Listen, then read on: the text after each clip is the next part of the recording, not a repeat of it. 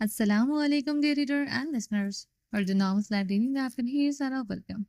अनकबूत की एपिसोड 14 का second part लेकर हाजिर हुई हूँ। अगर आपने अभी तक मेरे इस चैनल को सब्सक्राइब नहीं किया तो जल्दी से अभी सब्सक्राइब कर दें, लाइक एंड शेयर करें और अपनी राय कमेंट बॉक्स में लाजमी दें।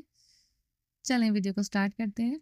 और हाँ, ये जो एपिसोड 14 है ना, ये बुक का फर्स्ट पार्ट कंप्लीट हो गया। अब सेकंड पार्ट होगा बुक का, 2 पार्ट्स में कन्वर्ट हुई है, तो ये 14 एपिसोड का एक पार्ट बना है, ठीक है, बुक का। तो अब ये बाकी की रहती है। और मुझे बताएं कि आप लोगों को नॉवल कैसा लग रहा है, ठीक है, क्योंकि बहुत इंटरेस्टिंग होता जा रहा है और बहुत मज़े का नॉवल है, ठीक है। चलें स्टार्ट करते हैं। अनकबूत, मार्फत और मोहब्बत सबको नहीं मिलती, आजकल no Rajput, episode 14 part 2।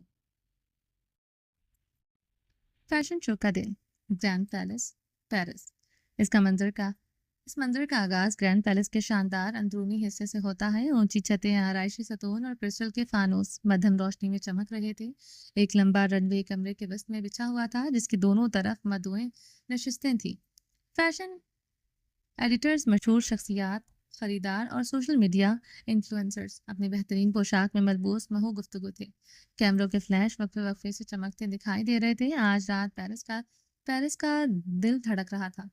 Grand palace एम्फ्रे की ताल पर यहाँ ख्वाब हकीकत बनते हैं और तख्लीक लिबास में शिकार शक्ल इख्तियार करता है।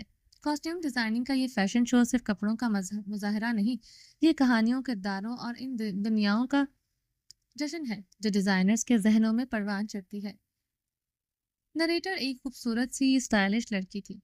इसने शो के स्पॉन्सर को स्टेज पर आने की दावत दी थी ताकि ख्यालात का तबादला हो सके। हॉल में बैठे हर शख्स का दिल धड़क रहा था। हर शख्स अपने अंदर एक नया जोश, एक नया जज्बा महसूस कर रहा था और इनमें फजर भी थी।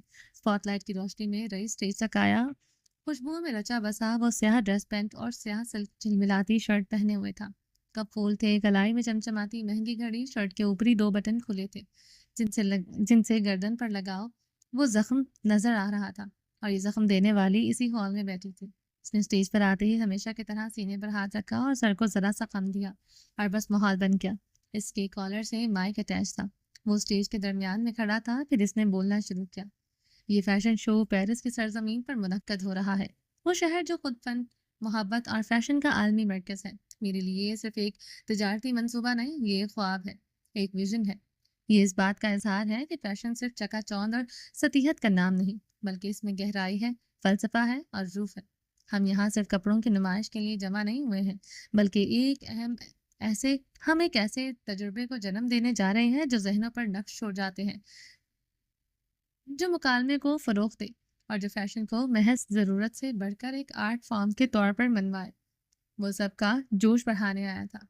इसका शो का मकसद सिर्फ ताज़ा तरीन ट्रेंड्स ट्रेंडर्स दिखाना ट्रेंडर्स दिखाना नहीं था, बल्कि सरहदों को धुंधलाना था। ये मशरिक और मगरिब के फ़न, रिवायात और जिद्दत के हसीन इम्तजाज को पेश करने की एक कोशिश है। हम चाहते हैं कि ये रैप सिर्फ मॉडल्स के चलने की जगह ना हो, बल्कि ये एक ऐसा स्टेज बने जहाँ मुख्तलिफ सकाफतें, ख़यालात और तख्लीकी इजहार एक दूसरे से गले मिले। ये वो जगह हो जहाँ कपड़ा सिर्फ जिस्म ना ढांपे, बल्कि रूह की अक्कासी करे। वो हाले से मुस्कुराया और फिर भरपूर तालियों में स्टेज से उतर आया। कुछ देर बाद ही हॉल का जैसे मंजर बदल गया। रनवे से सिरे पर एक दिलकश मौसीकी शुरू हुई, रोशनी मध्यम हुई और फिर एक तेज शुआ रनवे के आगाज पर पड़ी।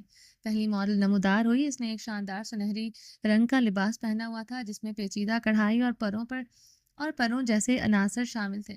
इसका अंदाज एक अफसानवी मलका का था। ये तो लाजवाब है, ऐसा लगता है जैसे किसी पुरानी दास्तान से निकली हो। तफसील देखो। फजर फजर के साथ बैठी परवा बड़बड़ाई। मशरकी, मगरबी बहुत सारे ब्रांड्स और इन्हीं की नुमाइश चल रही थी। वो नाकाबिले यकीन और इसका एतमाद देखो। वो इस लिबास को पहन नहीं रही थी, वो इसकी रूह बन गई है। फजर ने मॉडल की तारीफ की। इतने में एक और मॉडल रनवे पर चलती आई। इसका लिबास और एक बहादुर जंगजू का था, जिसमें चमड़े के मजबूत हिस्से, धाती आर्मर के नकूश और एक लंबा बहता हुआ सुर्ख अबाशा लिबास था। इसकी चाल में अज़म और ताकत थी। ये फिल्मी दुनिया के लिए बेहतरीन होगा। किरदार अंगारी कितनी मजबूत है किरदार अंगारी कितनी मजबूत है, सिर्फ लिबास से ही पता चल रहा है।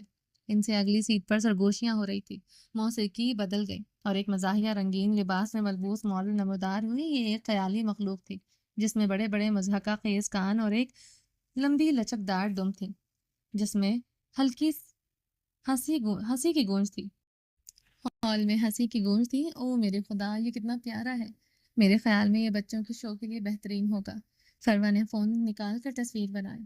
इस तरह मुख्तलिफ थीम्स और किरदारों पर मबनी मलबूसात रनवे पर परेड कर रहे थे। साइंस फिक्शन के जुगनू, तारीखी शख्सियात और मारवाई मखलूक़ात सभी अपनी शानदार शक्लों में जलवागर होते रहे। हर लिबास एक कहानी कहता है, एक मुख्तलिफ दुनिया की झलक दिखाता था।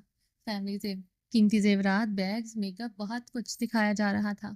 डिजाइनर्स अपनी टीम के साथ आ रहे थे, इन्हें सताइश से नवाजा जा रहा था।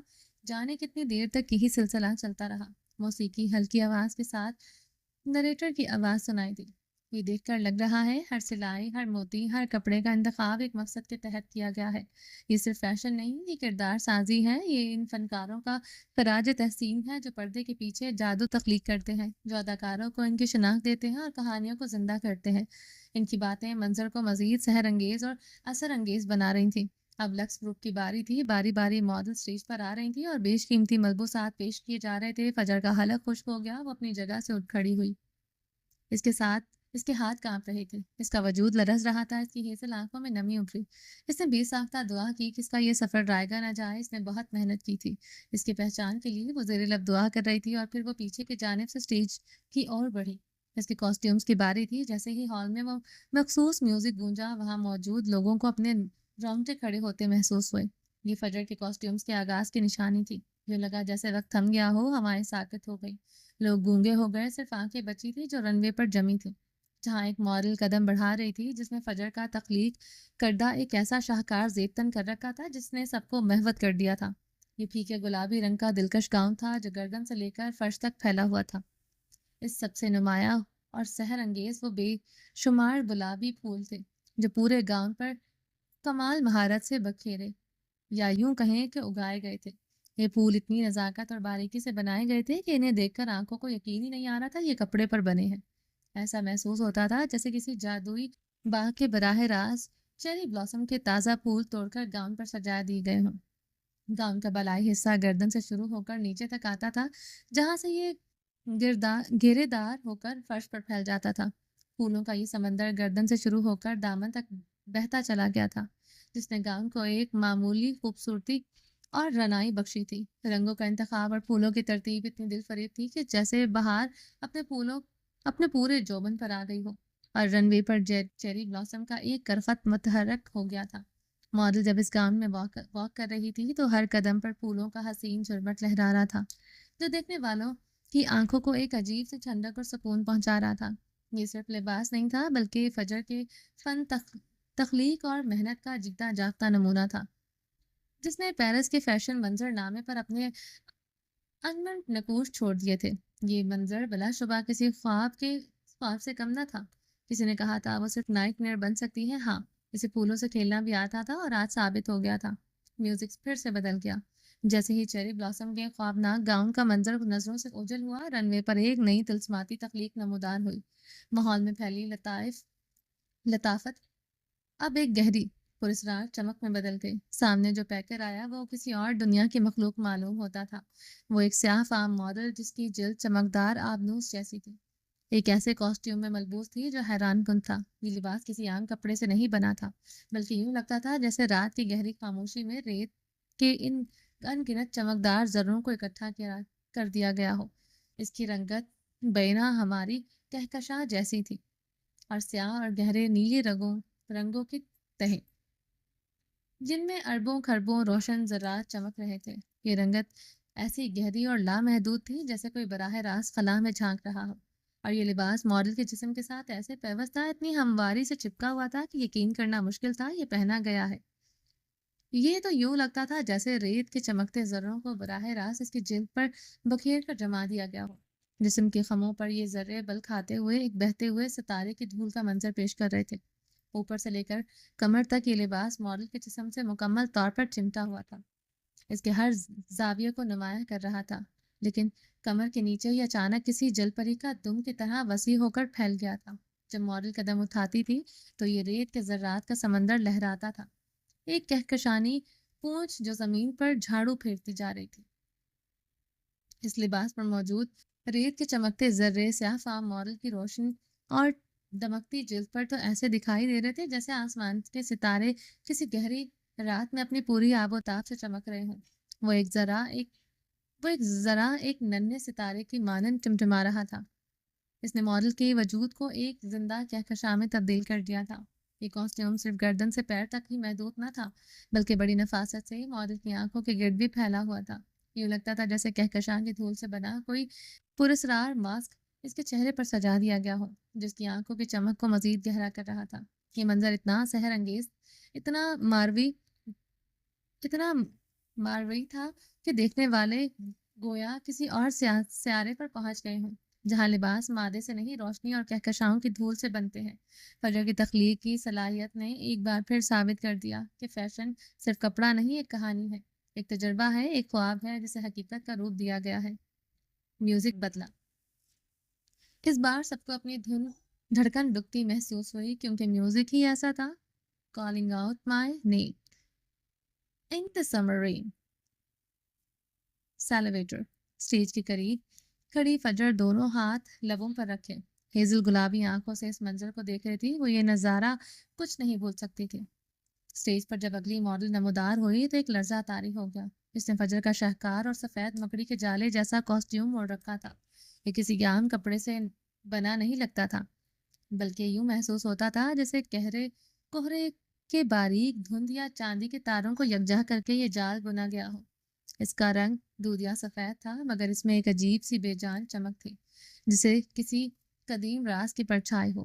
کاسٹیوم ماڈل کے جسم پر اس طرح لپٹا ہوا تھا جیسے کسی نادیدہ مکڑی نے اسے خود کے وجود پر بنا ہو۔ یہ ڈھیلا ڈھالا نہیں تھا، بلکہ ہر زاویے کے ساتھ ایسے پیوست تھا کہ ماڈل خود اس جالے کا حصہ لگ رہی تھی۔ باریک لچکدار دھاگے جو شاید ریشم سے بھی زیادہ نازک تھے، ایک دوسرے میں الجھے ہوئے ایک پیچیدہ خوبصورت روح مگر فرشا نقش بنا رہے تھے۔ اور پھر وہ چیزیں تھیں جو اس کاسٹیوم کو صرف خوبصورت ہٹا کر خوفناک کے دائرے میں لے آتی تھی، نائٹ میئرز کے دائرے میں، کابوس کے دائرے میں۔ ڈھیروں مکڑیاں یہ اصلی نہیں تھی، مگر اتنی حقیقی کے قریب بنائی گئی تھی کہ ان کو دیکھ کر دل دہل جاتا تھا۔ مختلف جسامت کی کالی اور ساخت مکڑیاں اس سفید جالے میں جگہ جگہ پیوست تھی۔ اس کی مخملی سیاہ جسامتیں سفید جالے پر ایسے نمایاں تھی جیسے موت کے چھوٹے چھوٹے نشان۔ کچھ مکڑیاں ماڈل کے کندھے سے لپٹی تھیں، کچھ کمر کے بل جمی ہوئی تھی، اور کچھ تو چہرے کے قریب بالوں میں الجھی ہوئی لگ رہی تھی۔ یوں لگتا تھا جیسے یہ کاسٹیوم کسی ایسی پراسرار دنیا سے آیا ہو جہاں جالے زندگیاں اوڑھ لیتے ہیں۔ ماڈل کی واک میں ایک ماروائی خاموشی تھی۔ اس کے قدم نپے تلے اور آہستہ تھے، چہرہ جذبات سے عاری تھا، یا شاید ایک گہری پرانی اداسی اس پر چھائی ہوئی تھی۔ اس کی آنکھیں اگرچہ میک اپ سے نمایاں تھی، مگر اس میں ایک خالی پن تھا، جیسے وہ اس دنیا سے تعلق نہ رکھتی ہو۔ جب وہ چلتی تو کاسٹیوم کا باریک جالا اس کے گرد ایک پراسرار ہالہ بناتا، اور اس میں جڑی مکڑیاں ہلکی سی جنبش کرتی، جسے یہ وہم ہوتا کہ جیسے یہ سب زندہ ہے۔ ہال میں موجود تماشائی محبت تھے، کچھ کے چہروں پر حیرت تھی، کچھ کی آنکھوں میں خوف، اور کچھ اس منظر کی عجیب و غریب خوبصورتی میں کھوئے ہوئے تھے۔ یہ صرف ایک فیشن شو نہیں تھا، یہ ایک پرفارمنس تھی، ایک بصری داستان جو پراسراریت، خوف اور سحر انگیز کو ایک ساتھ پیش کر رہی تھی۔ فجر نے اپنے کاسٹیوم کے ذریعے زندگی اور موت، خوبصورتی اور ہولناک کے درمیان ایک باریک لکیر کھینچ دی تھی، اور ماڈل اس لکیر پر چلتی ہوئی ایک بھولی بسری روح کا روپ دھارے ہوئی تھی۔ رن وے اس وقت محض ایک کیٹ واک نہیں رہا تھا، بلکہ ایک ایسے پراسرار راستے میں تبدیل ہو گیا تھا جو کسی انجانی سحر زدہ دنیا کی طرف جاتا محسوس ہوتا تھا۔ ہال میں مکمل خاموشی تھی، ہر نظر اس چلتی ہوئی پہیلی پر جمی تھی۔ یہ فیشن کا عروج تھا، جہاں لباس محض تن ڈھانپنے کو نہیں، بلکہ ایک کہانی سنانے، ایک احساس بیدار کرنے اور دیکھنے والوں کو ان دیکھی دنیا میں لے جانے کے لیے تھا۔ فجر کا کاسٹیوم ایک سحر انگیز خواب اور ایک روح فرسا حقیقت کا ایسا امتزاج تھا جس نے پیرس کی اس رات کو ہمیشہ کے لیے یادگار بنا دیا تھا۔ ماڈل جب رن وے کے اختتام پر پہنچی اور ایک لمحے کے لیے رکی تو وہ محض ایک ماڈل نہیں تھی، وہ اس پر پراسرار جالے کی ملکہ تھی، تاریخ میں رقص کرتی روشنی، ایک یادگار کہانی۔ آسان لفظوں میں کہیں تو ملکہ عنکبوت۔ تہ خانے کی ہوا میں وہی قید اور بوسیدگی کی باس رچی تھی، مگر آج ولیم کے چہرے پر مایوسی کے ساتھ ایک عجیب سی طمانینت اور صبر کا تاثر تھا۔ وہ فرش پر بیٹھا شاید زیر لب بڑبڑا رہا تھا، اس کی حالت ابتر تھی، کپڑے میلے اور بال بکھرے ہوئے تھے۔ مگر آنکھوں میں ایمان کی ایک مدھم سی روشنی باقی تھی جو تہ خانے کی تاریکی کو مکمل طور پر غالب نہیں آنے دے رہی تھی۔ بھاری دروازہ چرچراہٹ کے ساتھ کھلنے کی آواز آئی اور جارج زینوں پر نمودار ہوا۔ اس کے چہرے پر وہی تمسخرانہ مسکراہٹ تھی، لیکن آج وہ ولیم کے رد عمل کا زیادہ غور سے جائزہ لینے کے مود میں تھا۔ وہ جانتا تھا کہ جسمانی قید ولیم کو توڑنے کے لیے کافی نہیں تھی، اس کی روح پر ضرب لگانا ضروری تھا۔ ولیم نے نہ اسے سر اٹھا کر دیکھا اور نہ اسے جارج کے وہاں آنے سے فرق پڑتا تھا۔ اس کے چہرے کے زخم بھر چکے تھے لیکن گہرے نشانات چھوڑ گئے۔ اب وہ کسی جسمانی تکلیف سے نہیں ڈرتا تھا۔ تمہارے لیے پیرس سے ایک پیغام آیا ہے، دیکھنا چاہو گے؟ جارج کے لہجے میں تنزیت بھری تھی۔ شاندار لباس میں اس کی شخصیت شاندار تو لگ رہی تھی، پر اس کی ہنسی مکرو تھی، نقلی اور بودی۔ اس نے آتے ہی دیوار پر لگی LED آن کی۔ یہ جارج کے فون سے کنیکٹ تھی۔ پتہ نہیں اس نے کیا سسٹم کر رکھا تھا، اکثر وہ خود بخود چلنے لگتی اور جب جارج چاہتا بند ہو جاتی۔ اسکرین پر پیرس کے عالیشان فیشن شو کا منظر تھا۔ چکا چوند روشنیاں، تیز موسیقی، ریپ پر چلتی حسین ماڈلز، اور پھر فجر۔ وہ اسٹیج پر اپنی ٹیم کے ساتھ کھڑی تھی، پر اعتماد کامیاب اس کی ڈیزائن کیے گئے ہوئے ملبوسات کی نمائش عروج پر تھی۔ تالیوں کی گونج میں اس کے چہرے پر ایک عجیب سی مسکراہٹ تھی، شاید کامیابی کی یا شاید اپنے اندر چھپے غم کو چھپانے کی۔ ولیم ساکت و جامد رہ گیا، اس کی سانس جیسے سینے میں اٹک گئی تھی۔ وہ اپنی بیوی کو دیکھ رہا تھا۔ وہ فجر جسے بتایا گیا تھا کہ ولیم مر چکا ہے، وہ زندہ تھا، اسی دنیا میں سانس لے رہا تھا، مگر فجر کے لیے وہ ایک یاد، ایک ماضی کا قصہ بن چکا ہوگا۔ اسکرین پر نظر آتی فجر کی کامیابی، اس کی چمک دمک تہ خانے کے اندر اندھیرے قید خانے میں ولیم کی اپنی شکستگی اور بے بسی کو وہ گہرا کر رہی تھی۔ اس کی آنکھوں میں حسرت اور درد اور کرب ایک طوفان امڑ آیا، مگر وہ پتھر کا بت بنا صرف دیکھتا رہا۔ بیوٹی ان وائٹ ہی زندہ حزن زدہ حسن لیے ہوئی تھی۔ ان کے سفید اسکرٹ پہن رکھی تھی، اس نے سفید اسکرٹ پہن رکھی تھی، زمین کو چھوٹی اسکرٹ، چاند جیسی رنگت والی اسکرٹ اور ریشمی بلاؤز جس میں اس کا پورا وجود چھپا ہوا تھا۔ ہیلز اس کا قد مزید دراز لگ رہا تھا۔ اس کے بال بندھے تھے ہمیشہ کی طرح اونچی پونی میں، اور کانوں میں سفید ٹاپس چمک رہے تھے۔ چشمہ اس کی آنکھوں پر سجا تھا۔ نیوڈ میک اپ کے ساتھ وہ اپنی ٹیم سے آگے کھڑی تھی۔ اس کے کاسٹیومز بار بار دکھائے جا رہے تھے، کاسٹیومز کے بارے میں پوچھا جا رہا تھا اور تفصیلی جواب دے رہی تھی۔ نریٹر مزید کچھ کہہ رہی تھی، وہ کچھ پوچھ رہی تھی، شاید یہ کہ اسے یہاں پہنچ کر کیسا لگ رہا ہے، لوگوں کی نگاہوں میں اپنے لیے کیا نظر آ رہا ہے، وہ عورت ہونے کے ناطے اپنی پہچان کیسے قائم رکھی جائے۔ اور پھر ہاتھ میں مائک تھامے وہ بھی کچھ بولی۔ ولیم نے سننے کی کوشش کی، جارج نے والیوم بڑھا دیا۔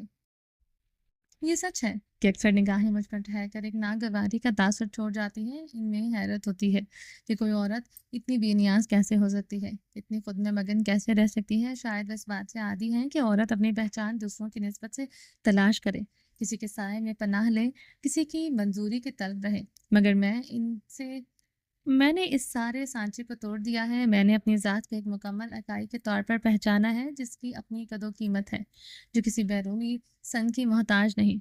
وہ بولتے ہوئے اور بھی پیاری لگ رہی تھی۔ وہ سانس روک کے اسے سنا کیا۔ میرا یہ رویہ ان لوگوں کے لیے ایک چیلنج ہے جو سماجی بندھنوں اور روایات کو حرف آخر سمجھتے ہیں۔ وہ یہ سمجھنے سے قاصر ہیں کہ خود مختاری کا مطلب تنہائی یا بے حسی نہیں ہے۔ میں لوگوں سے دور نہیں بھاگتی، لیکن میں اپنی ذات کے مرکز کو کبھی نہیں چھوڑتی۔ میں اپنے لیے بنی ہوں، یہ میری سب سے بڑی طاقت ہے۔ آپ بھی اپنے لیے بنے ہیں۔ میں یہی کہنا چاہوں گی کہ اپنی پہچان برقرار رکھیں۔ جارج نے والیوم بند کر دیا، بالکل بند۔ اب کچھ سنائی نہیں دے رہا تھا، اور پھر اسکرین بند ہو گئی اور ولیم کا سکتہ ٹوٹ گیا۔ جارج نے طنزیہ آواز ابھری اور اس کی آواز تہ خانے کی دیواروں سے ٹکرا کر گونجی۔ دیکھو ولیم، پہچانتے ہو اسے؟ یہ وہی لڑکی ہے نا جس کے لیے تم نے زمین کی خاک کو چنا؟ اس نے ایک لمحے کو توقف کیا، ولیم کے تاثرات کے لطف اندوز ہوتے ہوئے، پھر زہر اگلنا جاری رکھا۔ اور دیکھو، وہ زمین سے آسمان پر پہنچ گئی۔ تم نے زمین کی خاک کو چنا، اس نے آسمان کی بلندیاں چن لی۔ جارج نے اس کے قریب آیا اور جھکتے ہوئے سرگوشی کی، جیسے ولیم کے زخموں پر نمک چھڑک رہا ہو۔ کیا اب بھی سوچتے ہو کہ یہ تمہیں اپنائے گی؟ یہ چمکتی دمکتی کامیاب لڑکی تمہارے جیسے لوزر کو؟ اس کے الفاظ نشتر بن کر ولیم کے وجود میں پیوست ہو رہے تھے۔ اس کی دنیا بہت الگ ہے ولیم، وہ تمہیں کبھی قبول نہیں کرے گی۔ تم اس کے لیے مر چکے ہو، اور شاید یہی بہتر ہے۔ وہ سر جھکائے بیٹھا رہا، زبان کو جیسے کفل لگ چکا تھا۔ جارج نے ایک آخری تحقیر آمیز نظر ولیم پر ڈالی، جس کا وجود ٹوٹ کر بکھرتے ہوئے دیکھنا چاہتا تھا۔ آنکھیں اب اسی مقام پر جمی تھی جہاں چند لمحے پہلے فجر کا روشن چہرہ تھا۔ جارج فاتحانہ انداز میں مسکراتا ہوا سیڑھیوں کی جانب بڑھا اور پھر عقب سے ابھرنے والی آواز پر اس کے قدم ساکت ہوئے۔ جارج! ولیم نے اسے پکارا تھا۔ مہینوں بعد جارج ساکت رہ گیا، یوں لگا جیسے اس کا دل کسی نے مٹھی میں پکڑا ہو۔ تم ٹھیک ہو؟ اس نے پوچھا، لہجے سے چھلکتی فکر نمایاں تھی۔ جارج نے جھٹکے سے پلٹا اور پھر حیرت سے اسے دیکھا۔ ولیم نے چہرہ کا رخ اس کی جانب کیا۔ پل بھر کو دونوں کی نگاہیں ٹکرائی۔ میں جانتا ہوں تم مجھے سن سکتے ہو، مجھے یقین ہے تم اس مانسٹر سے جیت جاؤ گے، بس ہار مت ماننا۔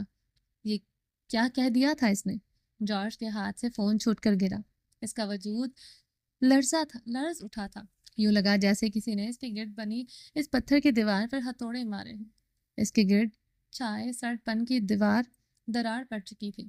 وہ پھٹی پھٹی نگاہوں سے ولیم کو دیکھے گیا۔ بچپن کے کئی مناظر اس کی آنکھوں کے سامنے گزرے۔ ولیم اسے گلے لگا رہا تھا، جارج اسے کھانا کھلا رہا تھا، وہ بیسٹ برادرز تھے۔ ان کے بیچ یہ کون آ گیا تھا؟ یہ حیوان کون سا حیوان تھا جس نے جارج کو اپنے قابو میں کر لیا تھا؟ تم اس سے لڑ سکتے ہو جارج، مجھے یقین ہے تم جیت جاؤ گے۔ ولیم کی آواز پھر سے گونجی۔ کچھ رشتوں میں نفرت کو کبھی کبھی نفرت سے نہیں، محبت سے کاٹا جاتا ہے۔ جارج کچھ دیر کھڑا رہا اور پھر وہ خوفزدہ ہو کر زینوں پر بھاگنے لگا۔ وہ ولیم سے دور بھاگ رہا تھا جیسے وہ کوئی عفریت ہو۔ دروازہ بند ہونے کی آواز ایک ہتھوڑے کے ضرب کی طرح لگی اور ولیم اس قبر نما تہ خانے میں اپنی اذیت، فجر کے احساس اور جارج کے زہریلے الفاظ کے ساتھ تنہا رہ گیا۔ اس نے گہری سانس لی اور آنکھیں موند لی۔ اس کے لب ہولے سے ہلی اور شاید اس نے اس سے کچھ مانگا تھا۔ اس نے اس قید میں پہلی دعا کی تھی، پہلی بار اپنے اللہ سے کچھ مانگا تھا۔ اب دیکھنا یہ تھا کہ اس کی دعا کب قبول ہوتی۔ رئیس کا دل ایک میدان جنگ تھا جہاں ماضی کے بھوت حال کی بے چین حقیقت سے ٹکرا رہے تھے۔ فجر اس کے سامنے تھی، اس کی مرحوم منگیتر، مینار کی جیتی جاگتی گونج۔ برسوں بیت چکے تھے لیکن اس کی تصویر رئیس کی یادوں میں نقش تھی، ایک تکلیف دہ قیمتی داغ۔ اب فجر مینار کی چھوٹی بہن جو شکل و صورت میں اس سے ہو بہو مشابہ تھی، اس کی زندگی میں داخل ہو گئی تھی، جس نے ایسے متضاد جذبات کا طوفان برپا کر دیا تھا جس کے لیے وہ تیار نہیں تھا۔ وہ فجر سے ایک ایسے رشتے سے بندھا ہوا تھا جسے وہ سمجھ ہی نہیں رہ سکتی تھی۔ وہ حیرت انگیز مشابت جو اسے اس عورت سے تھی جسے رئیس نے کھو دیا تھا، یہ فجر کے ساتھ مشترکہ تاریخ کا رشتہ نہیں تھا بلکہ قسمت کا ایک ظالمانہ موڑ تھا جس نے اسے مینار کے سارے ذریعے فجر سے جوڑ دیا تھا۔ فجر کا یہ چہرہ اس کی کمزوری تھا اور اس سے شاید تکلیف دہ چاہت سے محبت کرتا تھا، کیونکہ یہ مینار کا چہرہ تھا، وہ چہرہ جسے دیکھنے کی اس نے شدت سے خواہش کی تھی۔ پھر بھی اس نے اتنی ہی شدید نفرت بھی کرتا تھا کیونکہ یہ اسے مسلسل تکلیف دہ یا یاد دہانی کراتا تھا۔ اس سے کیا چھینا گیا تھا؟ اس کے غم کا ایک خوبصورت جیتا جاگتا مجسمہ تھی فجر معراج۔ یہ چہرہ اتنا محبوب اور اتنا قابل نفرت فجر کا بوجھ بھی تھا۔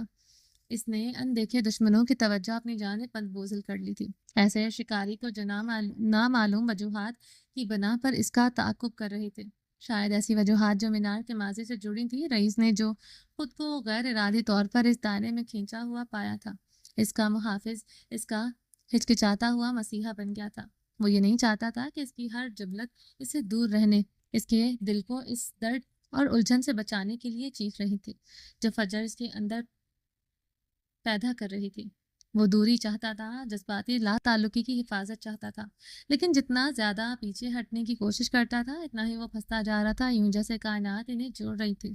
فجر کے ہٹ درمی ان خطرات کے سامنے اس کی بے خوفی جو اس کا پیچھا کر رہے تھے، رئیس کے عزم کو توڑ رہی تھی، اور اس میں مینار کو دیکھتا تھا، نہ صرف اس کی خصوصیات میں بلکہ اس کی روح میں بھی، اور بچاؤ کی ایک بنیاد جبلت کے اس کے اندر بیدار ہو جاتی تھی جو اس کی خود کو بچانے کی خواہش پر حاوی ہو جاتی تھی۔ وہ اس کے مصائب کی جانب اٹل لہجے میں کھینچتا جا رہا تھا۔ اس کے سامنے آنے والے ڈرامے میں ایک خاموش غیر رضاکار شریک، یہ ایسا محسوس ہو رہا تھا جیسے وہ عنکبوت کے جال میں پھنس گیا ہو۔ حالانکہ وہ خود جال پھیلاتا تھا، وہ خود شکاری تھا، پر یہ سب کیوں کیسے ہو رہا تھا وہ بھی سمجھ نہیں پا رہا تھا۔ کاش وہ اس کی ہم شکل نہ ہوتی تو اب تک مر چکی ہوتی، پر اب ہر رابطہ، ہر موقع جب وہ اسے بچانے کے لیے آگے بڑھتا، ریشمی دھاگے اس کے گرد مزید سخت ہو جاتے تھے۔ وہ ان نادیدہ گرد دھاگوں کے خلاف جدوجہد کر رہا تھا۔ جتنا زیادہ جدوجہد کرتا اتنا ہی گہرا الجھتا جاتا۔ یہ اس کا اپنا بنایا ہوا جال نہیں تھا، پھر بھی وہ اس میں پھنسا ہوا تھا۔ ماضی سے مشابہت اور اسے فجر کی مصیبت کی جانب ایک ناقابل فہم کشش سے بندھا ہوا وہ ایک ایسا شخص تھا جو اس سے درد سے بچنے کی شدید ضرورت کے درمیان بٹا ہوا تھا، جس کی فجر دانستہ نمائندگی کر رہی تھی، اور اس عورت کو بچانے کی ناقابل مزاحمت اذیتناک کشش کے درمیان، جو بالکل ویسی لگتی تھی جسے وہ پہلے بچانے میں ناکام رہا۔ اس کے جذبات ایک افراتفری کا طوفان تھے، محبت، نفرت، حفاظت کا احساس، ناراضی اور ایک تقدیر میں پھنس جانے کا تکلیف دہ احساس بھی، جس سے وہ بھاگ نہیں سکتا تھا۔ وہ بھاگ کر جاتا بھی تو کہاں؟ اس نے گہری سانس لے کر نظریں فجر سے ہٹائیں۔ پیرس کی رات اپنے پورے جوبن پر تھی، کامیاب فیشن شو کی گونج ابھی تک فضا میں تحلیل نہیں ہوئی تھی۔ ہوٹل لی پیرسس کا شاندار ہال جگمگا رہا تھا، رنگا رنگ شخصیات سے آباد۔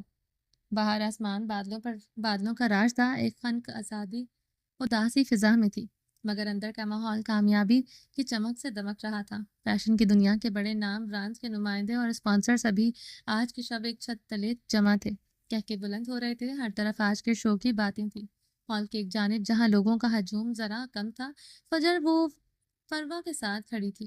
اس کے چہرے پر مسکان تھی، مگر آنکھیں گویا طنز کے لیے تیار تھیں۔ اس کے ڈیزائن کیے گئے ملبوسات نے واقعی کمال کر دیا تھا، اور وہ اس کے وقت تعریفوں کے ہجوم میں گھری ہونی چاہیے تھی، مگر یہاں سب سے الگ کھڑی تھی۔ فروا ایکسکیوز کرتی جا چکی تھی۔ رئیس کے قدم اس کی جانب اٹھے۔ وہ بالکل سادہ سے سوٹ میں ملبوس تھی، بھورے کھلے بلیزر میں جیسے جھول رہی تھی۔ بال ہمیشہ کی طرح پھول تھے، چشمہ بالوں پر جمع تھا۔ تو یہاں کھڑی ہیں ہماری اسٹار کاسٹیوم ڈیزائنر، رئیس نے طنزیہ تعریف کی۔ سنا ہے آپ نے پیرس کو ہلا کر رکھ دیا ہے؟ فجر نے آنکھیں سکوڑ کر اسے دیکھا۔ سننے میں کیا برائی ہے؟ سفید ڈریس پینٹ اور سفید شرٹ میں مخصوص خوشبو لیے وہ کافی پرجوش اور فریش نظر آ رہا تھا۔ نفاست سے جمے بال، ہلکی داڑھی اور چمکتی آنکھیں، وہ کمبخت اتنا فٹ کیوں تھا؟ سچی بات تو شاید آپ جیسے لوگوں کو ہضم ہی نہ ہو۔ ناگوار نظر ان پر ڈال کر بولی رئیس کی مسکراہٹ گہری ہوئی۔ سچی بات؟ کیا یہ وہی سچی بات ہے جس کے لیے آپ نے پچھلے کئی مہینے سر پھوڑ کر ایک پروجیکٹ پر لگا، جس کی کامیابی کا انحصار محض چند خیر خواہ لوگوں کی مہربانی پر تھا؟ اس نے خیر خواہ پر زور دیا۔ وہ خود تھا یہ شہر خواہ۔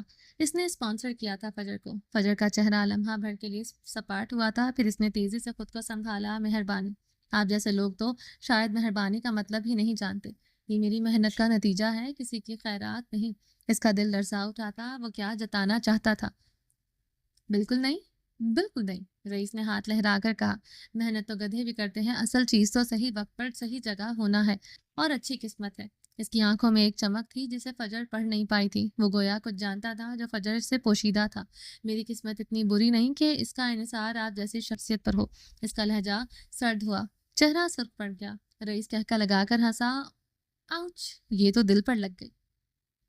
خیر، آج کی رات جشن کی ہے، نوک جھوک کی نہیں۔ اس نے ایک لمحے کو فجر کی آنکھوں میں دیکھا۔ اس کی آنکھوں میں دبی ہوئی پریشانی یا شاید کچھ اور تھا جسے فجر نے محسوس نہیں کیا۔ رئیس بات ختم کر کے لوگوں کے ہجوم میں سے گزرنے لگا اور مہمانوں سے ہاتھ ملا رہا تھا، مبارکبادیں قبول کر رہا تھا، مگر اس کی نگاہیں پورے ہال کا جائزہ لے رہی تھی۔ یہ اس کی عادت تھی، ہر چیز پر نظر رکھنا، اور یہ عادت ازوا نے ڈالی تھی، جو حسب عادت اپنے کام مشغول تھی۔ رئیس نے دیکھا وہ رئیس ٹروپ کی دیگر لوگوں کے ساتھ ہاتھ میں ڈرنک لیے کھڑی تھی۔ ایئرپورٹ کانوں میں جمے تھے، وہ بظاہر باتوں میں مگن تھی۔ اس کی ساری حساسیت زندہ تھی۔ وہ چلتے چلتے ہال کے ایک نسبتاً دوسرے حصے میں پہنچا۔ اچانک اس کی نظریں جم گئی۔ ہال کے بالکل آخری سرے پر جہاں سے راہداری شروع ہوتی تھی، وہاں گلاس وال سے اسی راہداری کے سرے پر فجر تھی۔ فجر کھڑی تھی جو فون میں مگن نظر آ رہی تھی۔ راہداری کے دوسرے حصے سے گلاس وال کے پیچھے ایک وجود نمودار ہوا، سفید، لمبا، شب خوابی کا لباس۔ اس وجود میں ایک انوکھی سی دلکشی، ایک سحر انگیزی تھی۔ اس کے بال بہت گھنے اور گہرے تھے، بے ترتیب گھنگریالے، جو گویا ایک آبشار کی طرح اس کے شانوں پر بکھرے ہوئے تھے، اور ایک چہرے کا بیشتر حصہ ان میں چھپا ہوا تھا۔ وہ آہستہ آہستہ آگے بڑھ رہی تھی اس کی جانب جہاں فجر کھڑی تھی۔ اس کی چال میں ایک عجیب سی طمانت تھی، ایک ٹھہراؤ، ایک مغرورانہ تاثر، جیسے وہ زمین پر نہیں بلکہ ہوا میں تیر رہی تھی۔ رئیس کا دل ایک زوردار دھڑکن کے ساتھ ڈوبا۔ یہ کیا تھا؟ ایک عورت یا کوئی خواب؟ اس کی آنکھیں پھٹی رہ گئیں۔ وجود کسی طلسم کی طرح اپنی جانب کھنچ رہا تھا، مگر اس کھنچاؤ میں ایک سرد خوف پہنا تھا۔ وہ پھر رئیس نے دیکھا وہ سیدھی فجر کی طرف بڑھ رہی تھی جو ابھی بھی چند لوگوں کے ساتھ مہو گفتگو تھی۔ اس کی پراسرار چہرہ چھپائے ہوئے آنکھیں گویا فجر پر جمی تھی۔ یہ وہی وجود تھا جو کیمرے میں نظر آیا تھا۔ یہ منظر دیکھتے ہی رئیس کے پورے وجود میں ایک لہر دوڑ گئی تھی۔ یہ سحر انگیز وجود محض خوبصورت نہیں بلکہ خطرناک تھا۔ ایک انجان پرانا خطرہ جو فجر کی جانب بڑھ رہا تھا۔ اس کا منہ کا ذائقہ کڑوا ہو گیا، حلق میں جیسے کانٹے چبھنے لگے۔ بغیر ایک لمحہ ضائع کی وہ دیوانوں کی طرح ہجوم کو دھکیلتا ہوا میزوں اور کرسیوں سے بچتا ہوا فجر کی طرف لپکا۔ اس کا واحد مقصد فجر تک اس کے پہنچنے سے پہلے پہنچنا تھا۔ لوگ حیرت سے اس کی جانب دیکھ رہے تھے۔ ان کی سمجھ نہیں آ رہا تھا کہ اچانک اسے کیا ہوا۔ رئیس کی آنکھوں میں دہشت تھی۔ وہ جتنی تیزی سے ہو سکتا تھا بھاگ رہا تھا۔ فاصلہ کم ہوتا جا رہا تھا۔ لوگ حیرت سے اسے دیکھ رہے تھے جو اچانک بھاگا تھا۔ وہ میزوں سے بچتا ہوا لوگوں سے ٹکراتا فجر کی طرف بڑھ رہا تھا۔ فاصلہ کم ہوتا جا رہا تھا۔ وہ تقریباً وہاں پہنچ چکا تھا جہاں فجر کھڑی تھی اور اس کے پیچھے گلاس وال شروع ہو رہی تھی جہاں سے وہ عورت آتی دکھ رہی تھی۔ پر جیسے ہی وہ اس مخصوص مقام پر پہنچا جہاں وہ چند لمحے پہلے تھی، اس نے فجر کو کھینچ کر ایک جانب کیا اور گلاس وال کے پیچھے راہداری میں داخل ہوا۔ وہاں کچھ بھی نہیں تھا، نہ سفید لباس، نہ گھنے بال، نہ وہ ہیبت ناک وجود۔ ایسا لگا جیسے کوئی ٹھوس شے انہیں بلا کسی دھول کی طرح ہوا میں تحلیل ہو گئی ہو۔ رئیس ساکت کھڑا تھا، اس کی آنکھیں خالی جگہ کو گھور رہی تھی۔ ہال کا شور اب بھی اسے اور بے جان اور پرشور لگ رہا تھا۔ وہاں اکیلا کھڑا تھا جبکہ اس کے آس پاس زندگی اپنے معمول پر لوٹ چکی تھی۔ اس کے ذہن میں بس ایک ہی سوال گونج رہا تھا، یہ کیا تھا اور یہ کس خطرے کا پیش خیمہ تھا؟ فجر نے اس کے یوں کھینچ کر ایک جانب کرنے پر کھا جانے والی نظروں سے گھورا۔ مسئلہ کیا ہے آپ کا؟ وہ غضبناک ہو چکی تھی۔ رئیس نے ایک بار پھر سے سائے سائے کرتی راہداری کو دیکھا۔ وہ دوسری نظر فجر پر ڈالی۔ یہ چہرہ اس کا دماغ خراب کرتا تھا۔ کیا وہ اپنی کیا وہ ذہنی طور پر اتنا پریشان ہو چکا تھا؟ اس نے گہری سانس لی اور پھر فجر کو بنا کوئی جواب دیے وہاں سے نکلتا چلا گیا۔ بھاڑ میں جائے یہ لڑکی، مرتی ہے تو مرے۔ وہ جبڑے بھینچے تیز سے قدم اٹھاتا ہال سے باہر نکل رہا تھا جبکہ فجر اس کی پشت کو گھور کر رہ گئی۔ پاگل آدمی، زیر لب بڑبڑا کر اسے نئے لقب سے نوازا۔ جگہ پیرس کی ایک مقامی مارکیٹ۔ وقت ستمبر کی ایک نیم روشن صبح۔ پیرس فیشن ویک کی گہما گہمی مانند پڑ چکی تھی مگر شہر کی روح جاگ رہی تھی۔ ستمبر کی دھوپ اب نرم اور سنہری پتھروں سے بنی پرانی گلیوں میں پھیلی اس مارکیٹ پر مہربان تھی جہاں زندگی دھیرے دھیرے رواں تھی۔ فجر دنیا و مافیا سے بے خبر، رنگین پھولوں، پرانی نو ادرات، خوشبودار فرانسیسی پنیر اور ہاتھ سے بنی پینٹنگز کے سٹالز کے درمیان گھوم رہی تھی۔ ہوا میں بیکری کی تازہ خوشبو اور دور سے آتی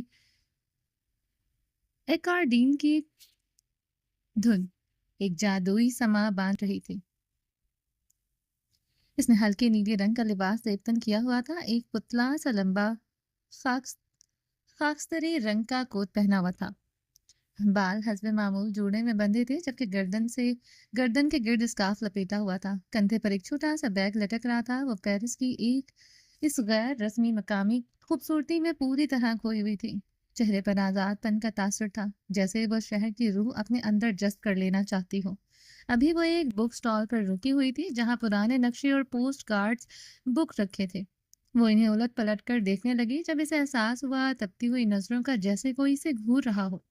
ایک شناسا مگر ناپسندیدہ آہٹ نے پلٹ کر دیکھا۔ رئیس کچھ فاصلے پر کھڑا تھا، سفید پینٹ پر ہلکی نیلی پولو شرٹ میں ملبوس، چمڑے کی جیکٹ پہنے، آنکھوں پر دھوپ کا چشمہ لگائے مگر اس کے چہرے کے تاثرات چھپائے نہیں چھپ رہے تھے۔ ان میں سے ایک عجیب سی کشمکش، فکرمندی، غصہ اور شاید کچھ اور بھی تھا، چمک اور رونت جو فجر کو ایک آنکھ نہ بھاتی تھی۔ وہ اس کی طرف بڑھا، تم یہاں کیا کر رہی ہو؟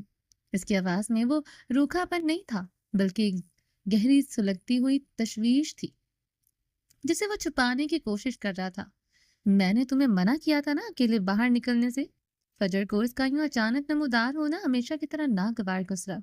فروا وہ آج کی ٹکٹ تھی، وہ واپس جا چکی تھی۔ کل ان کی ٹیم کو واپس جانا تھا، کسی اور کو ڈسٹرب کرنا اسے اچھا نہیں لگا، اس لیے وہ خود ہی نکل آئی تھی۔ فجر نے ایک پرانا پیرس کا نقشہ واپس رکھتے تنزیہ کہا، مسیحا صاحب، آپ کو کیسے معلوم ہوا میں یہاں ہوں؟ ہر وقت میری نگرانی کیوں کرتے رہتے ہیں؟ چہرے پر سرخ پن ابھرا۔ میں تمہاری نگرانی نہیں کر رہا ہوں، یہاں سے گزر رہا تھا۔ ہر اس جگہ سے آپ کیسے گزر رہے ہوتے ہیں جہاں میں ہوتی ہوں؟ तंज का एक और तीर उभरा। मेरा काम तुम्हारी हिफाजत करना नहीं है, अपने और मेरे लिए मुश्किलात मत बढ़ाओ। रईस ने कदम आगे बढ़ाया। पेरिस सिर्फ रोशनियों का शहर नहीं, यहाँ साए भी बहुत गहरे हैं। हालात खराब हैं, तुम्हें अंदाजा नहीं कि खतरा कितना करीब हो सकता है। हालात? कौन से हालात? फजर ने भवें उचकाई। आप हमेशा ऐसी पहेलियां क्यों बुझवाते हैं? साफ साफ क्यों नहीं कहते कि मसला क्या है?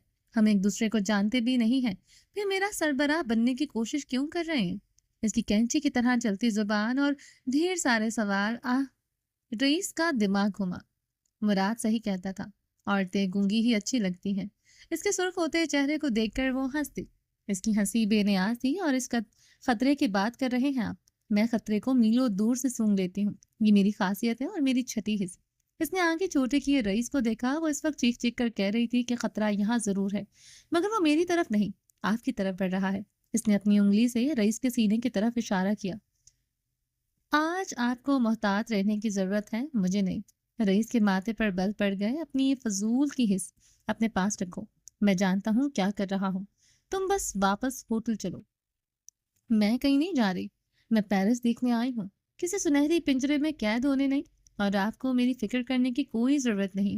मैं अपना ख्याल रख सकती हूँ, फजर ने फैसला कुन लहजे में कहा और दूसरी सिमत मुड़ गई। बददिमाग लड़की, रईस ने गुस्से से कहा। याद रखना, मैंने तुम्हें खबरदार किया था और मैंने आपको खबरदार कर दिया है मसीहा साहब। यहाँ कुछ ठीक नहीं है। वैसे भी आज आपकी वो रोबोट बॉडीगार्ड्स नजर नहीं आ रही। फजर ने कंधा उचकाया और भीड़ में आगे बढ़ गई। दोनों मुख्तलिफ समातों में चल रहे थे। फजर एक आर्ट गैलरी के बाहर रखी पेंटिंग्स देखने लगी, जबकि रईस ने जेब से फोन निकाला और किसी को मुख्तसर हिदायत देने लगा। लेकिन इसका ध्यान फजर की वार्निंग पर कम और अपने काम पर ज्यादा था। वो अजवा को बिना बताए निकला था, वो भी बिना किसी हिफाजती तदाबीर की। इसे पता चल जाता तो इसका पहला मुक्का रईस को ही पड़ता। इसके चेहरे पर पेचीदा तासुरात फजर की आखिरी बात इसके जहन में गूंज रही थी। यहाँ कुछ ठीक नहीं है। इसने लाशऊरी तौर पर अपनी जैकेट के अंदर हाथ डाला, जैसे किसी चीज को टटोल रहा हो। इसने इर्द गिर्द की इमारतों की खिड़कियों, बालकनियों और छतों पर एक तेज निगाह डाली। मार्केट की साख्त ऐसी थी कि छुपने की जगह बहुत ऐन थी। ऐन इसी लम्हे एक तेज, तकरीबन गैर महसूस स्विश की आवाज हवा में तराकी, जैसे कोई चीज तेजी से इसके पास से गुजरी हो। इससे पहले कि वो समझ पाता क्या हुआ है, इसके कंधे से नीचे सीने के मकाम पर एक नाकाबिले बर्दाश्त जलता हुआ दर्द उठा। एक और वैसे ही आवाज आई और इसकी टांग में जैसे आग लग गई। इसे संभलने का मौका भी नहीं मिला। आह, वो तकलीफ से कर्राह रहा और लड़खड़ा कर एक करीबी फूलों के स्टॉल से टकरा गया। गमले गिरे, पानी फैला। इसने अपने सीने को देखा। खून तेजी से इसकी जैकेट को भिगो रहा था। टांग से भी खून बह रहा था। हमला कहाँ से हुआ, किसने किया? कुछ नजर नहीं आया। कोई नकाबपोश नहीं, कोई भागता हुआ साया नहीं, जैसे हवा में किसी ने वार किया हो। शायद किसी करीबी इमारत की खिड़की से या छत से, किसी माहिर निशानेबाज ने साइलेंसर लगी बंदूक से। मार्केट में एकदम अफरा तफरी फैल गई। लोग चीखने लगे, भागने लगे। किसी को समझ नहीं आया गोली चली है या कोई और हादसा हुआ है। शोर और भगदड़ में रईस की कराहें दब गई। वो तकलीफ से जमीन पर गिर गया। फजर, जो अभी ज्यादा दूर नहीं गई थी, शोर सुनकर एक मानूस कराह की आवाज पर टिटकी। इसने पलट कर देखा। भीड़ में से रईस जमीन पर गिरता हुआ नजर आया। इसके इर्द गिर्द गिरे हुए गमले और फैलता हुआ फोन। इसका दिल धक से रह गया। इसकी छठी हिस्से से वार्निंग सच साबित हुई थी। एक लम्हे का तजब बजब खौफ और फिर वह एहसास गालिब आ गया, जिसने इसे रईस की तरफ दौड़ने पर मजबूर किया। वो भीड़ को चीरती हुई इस तक पहुंची। रईस, आप ठीक है? ये क्या हुआ? इसने झुककर इसे सहारा देने की कोशिश की और इसके साथ ही जमीन पर बैठती चली गई। रईस का चेहरा दर्द से सफेद पड़ रहा था, लेकिन वो खुद पर काबू रखे हुए था। इसने बमुश्किल आंखें खुली रखी। तुम सही थी। इसकी आवाज टूट रही थी। यहाँ से निकलो। फजर, जबकि फजर की सांस खुश्क हुई। इसने अपने हवास काबू में रखना चाहे। खून रईस के जिस्म से उबल रहा था। नहीं, मैं आपको यहाँ नहीं छोड़ सकती। फजर ने इसके बहते खून को रोकने के लिए अपना स्कार्फ उतारा। कहाँ लगी है? कंधा, टांग, वो बमुश्किल बोल पाया।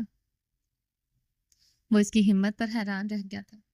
सांस टूट रहा था, आंखें बंद हो रही थी, लेकिन चेहरे पर हैरत रकम थी। इस लड़की में इतनी हिम्मत कहाँ से आई? وہ ایک کندھے سے گزار کر اسے بہتے خون پر اسکارف باندھنے کی کوشش کر رہی تھی۔ فجر نے اوپر دیکھا، حملہ آور نظر نہیں آ رہے تھے، لیکن خطرہ شاید ابھی ٹلا نہیں تھا۔ یہ حملہ اتنا پیشہ ورانہ اور چھپا ہوا تھا کہ دوبارہ وار کر سکتے تھے۔ اس نے چیخ کر مدد مانگی، ہیلپ اس، سکورس somebody help۔ لوگ خوفزدہ تھے، لیکن ایک دو ہمت والے قریب آئے۔ فجر نے ان کی مدد سے رئیس کو اٹھایا۔ وہ تقریباً بے ہوش تھا۔ اسے سہارا دے کر وہ مارکیٹ کے باہر بھاگی۔ پیرس کی دلکش گلیاں اب ایک پھول بھلیاں لگ رہی تھی۔ ہر موڑ پر خطرہ محسوس ہو رہا تھا۔ دور کہیں پولیس سائرن کی آواز دے رہی تھی، مگر مزید انتظار کرنا رئیس کے لیے خطرناک ہو سکتا تھا۔ آخر کار وہ مرکزی سڑک تک پہنچ گئے۔ ایک ٹیکسی روکی۔ ڈرائیور پہلے ہچکچایا، لیکن پھر زخمی رئیس اور فجر کی حالت دیکھ کر مان گیا۔ ہسپتال جلدی۔ ٹیکسی ہسپتال کی طرف دوڑی۔ وہ اسے دیکھتا رہا تب تک جب تک آنکھیں بند نہیں ہو گئی۔ زندہ رہیں، پلیز زندہ رہیں، وہ خشک لبوں پر زبان پھیرتے بڑبڑائے۔ اس کا جسم ساکت تھا، اس کے ہاتھ نیلے پڑ رہے تھے۔ فجر نے رئیس کا ہاتھ چھو کر دیکھا تو ٹھنڈا پڑ چکا تھا۔ اس نے کھڑکی سے باہر دیکھا۔ پیرس کے مشہور مقامات تیزی سے پیچھے گزر رہے تھے۔ دریائے سین، نوٹرے ڈیم کے میناروں کی جھلک، مگر فجر کی آنکھوں میں اس وقت شہر کی خوبصورتی نہیں، صرف خوف تھا۔ اس کا وجود لرز رہا تھا، اس کے کپڑے خون سے بھر چکے تھے، اس کے ہاتھ کانپ رہے تھے۔ اس کے سامنے ایک شخص شاید مر رہا تھا۔ یہ منظر ناقابل بیان تھا۔ اسے اندازہ نہیں تھا اس کی کہی ہوئی بات اتنی بھیانک سچائی بن جائے گی۔ اس نے رئیس کے بے ہوش چہرے کو دیکھا، جو خود کو ان کا مسیحا کہتا تھا۔ اب خود زندگی اور موت کی کشمکش میں تھا، اور بچانے والی وہ تھی، وہ لڑکی جس کی زندگی سے اس شخص نے ساری روشنی چرا لی تھی۔ اگر اسے سچائی کا علم ہوتا تو وہ اس وقت اسے مرنے کے لیے چھوڑ دیتی، لیکن کچھ راز ہی رہیں تو اچھا ہے۔ ستمبر کی وہ صبح پیرس کے قلب میں ایک انکہی بازی اور ایک نامعلوم خطرے کے ساتھ ان دونوں کو ایک نئے خطرناک موڑ پر لے آئی تھی۔ پیرس کے اس نجی ہسپتال کے ٹھنڈے راہداری میں فجر گھٹنوں کے گرد بازو لپیٹے ساکت بیٹھی۔ آپریشن وارڈ کا بند دروازہ اس کے سامنے تھا، اور اس کے پیچھے ایک زندگی موت سے لڑ رہی تھی۔ لیکن اس لمحے فجر کے ذہن میں صرف رئیس کا تکلیف سے کراہتا ہوا چہرہ ہی نہیں تھا، بلکہ اس کے ساتھ ماضی کے وہ باز گشت بھی تھی جو اس کے وجود کا حصہ بن چکی تھی۔ تم قرض ہو، معلوم ہو، تم سب کھا گئی، تم مر کیوں نہیں چاہتی؟ یہ الفاظ، یہ سرگوشیاں، یہ انگلیاں جو بچپن سے اس کی طرف اٹھتی رہی تھی، آج ایک خوفناک حقیقت بن کر اس کے سامنے کھڑی تھی۔ وہ لڑکی تھی، اس نے زندگی میں بہت کم ہولناکی دیکھی تھی، لیکن لوگوں کی نظروں میں وہ خود ایک جلتی پھرتی ہولناکی تھی۔ مینار کی مشابہت، ایک داغ تھی، ایک لعنت جس کا بوجھ وہ اٹھائے پھر رہی تھی۔ وہ آج اس لعنت نے ایک اور جان کو خطرے میں ڈال دیا تھا۔ اس کے اندر ایک چیخ گونج رہی تھی، یہ میری وجہ سے ہوا ہے، یہ میری کرس ہے، کرس ہے، یہ میری کرس ہے۔ جس نے رئیس کو نشانہ بنایا ہے، وہ تکلیف، وہ خون جو اس نے دیکھا تھا، اب اسے محض ایک حادثہ نہیں لگ رہا تھا، یہ اس کی ذات سے جڑی بدقسمتی کا شاخانہ تھا۔ رئیس جو اسے خطرے سے آگاہ کرنا چاہتا تھا، دراصل اس کی قرض موجودگی کا شکار ہوا تھا۔ یہ خیال ایک سیاہ بادل کی طرح اس کے دماغ پر چھا گیا تھا۔ وہ ہر لمحہ گہرا ہوتا جا رہا تھا۔ وہاں بیٹھی ہسپتال کی عجیب سی بو اور آپریشن تھیٹر سے آنے والی دبی دبی آوازوں کے درمیان اسے محسوس ہو رہا تھا جیسے وہ خود ایک آفت ہے، جہاں جاتی ہے مصیبت لاتی ہے۔ مینار کی کہانی، اس کے ساتھ پیش آنے والے واقعات اور اب رئیس کی یہ حالت، سب ایک کڑی میں جڑ گئے تھے، بالکل تارے عنکبوت کی طرح۔ اور فجر کو یقین ہو چلا تھا کہ وہ واقعی ایک کرس ہے۔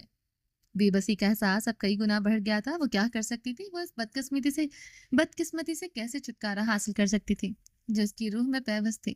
وہ اپنے وجود سے کیسے بھاگ سکتی تھی؟ یہ انتظار، یہ خاموشی، یہ بے یقینی اسے اندر سے نوچ رہی تھی۔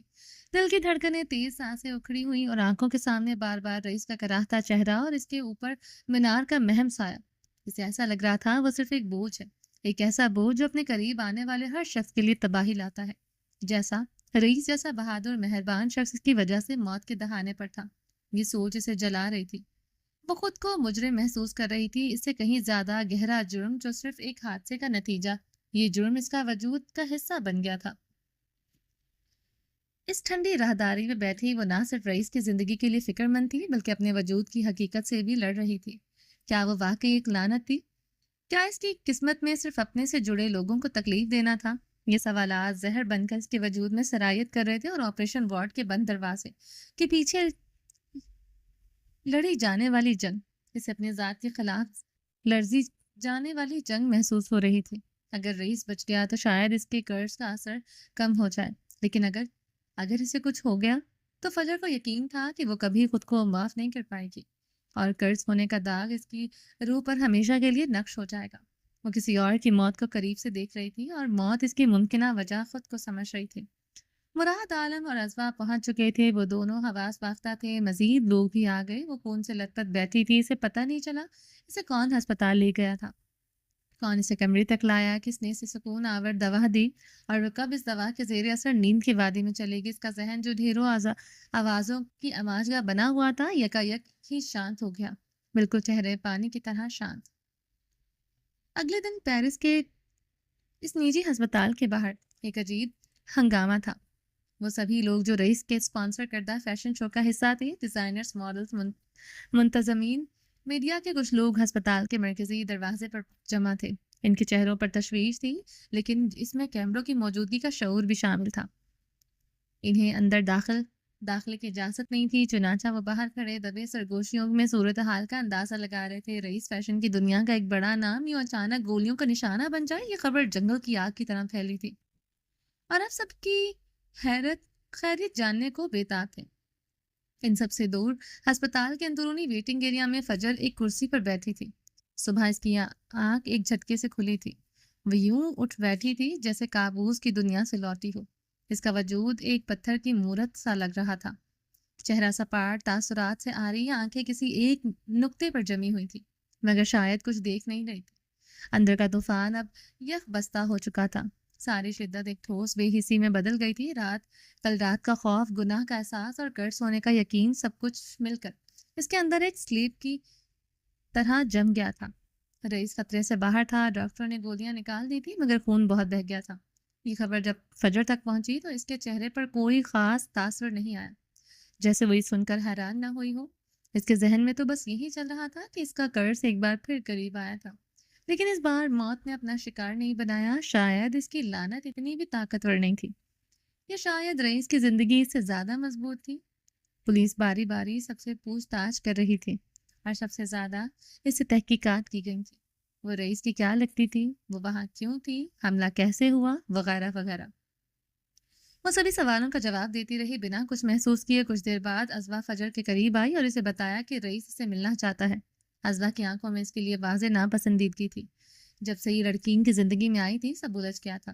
پولیس اسے جانے نہیں دینا چاہتی تھی، یہ رئیس کا اثر و سوف تھا جسے استعمال کر کے وہ اسے بنا کسی مصیبت کے جانے دے رہا تھا۔ فجر کا دل ایک لمحے کے لیے دودھ کر ابھرا، لیکن پھر فوراً ہی اس نے خود کو سنبھال لیا۔ ملنا چاہتی تھی، ضرور ملنا چاہتی تھی، مگر اب ایک مختلف وجہ سے۔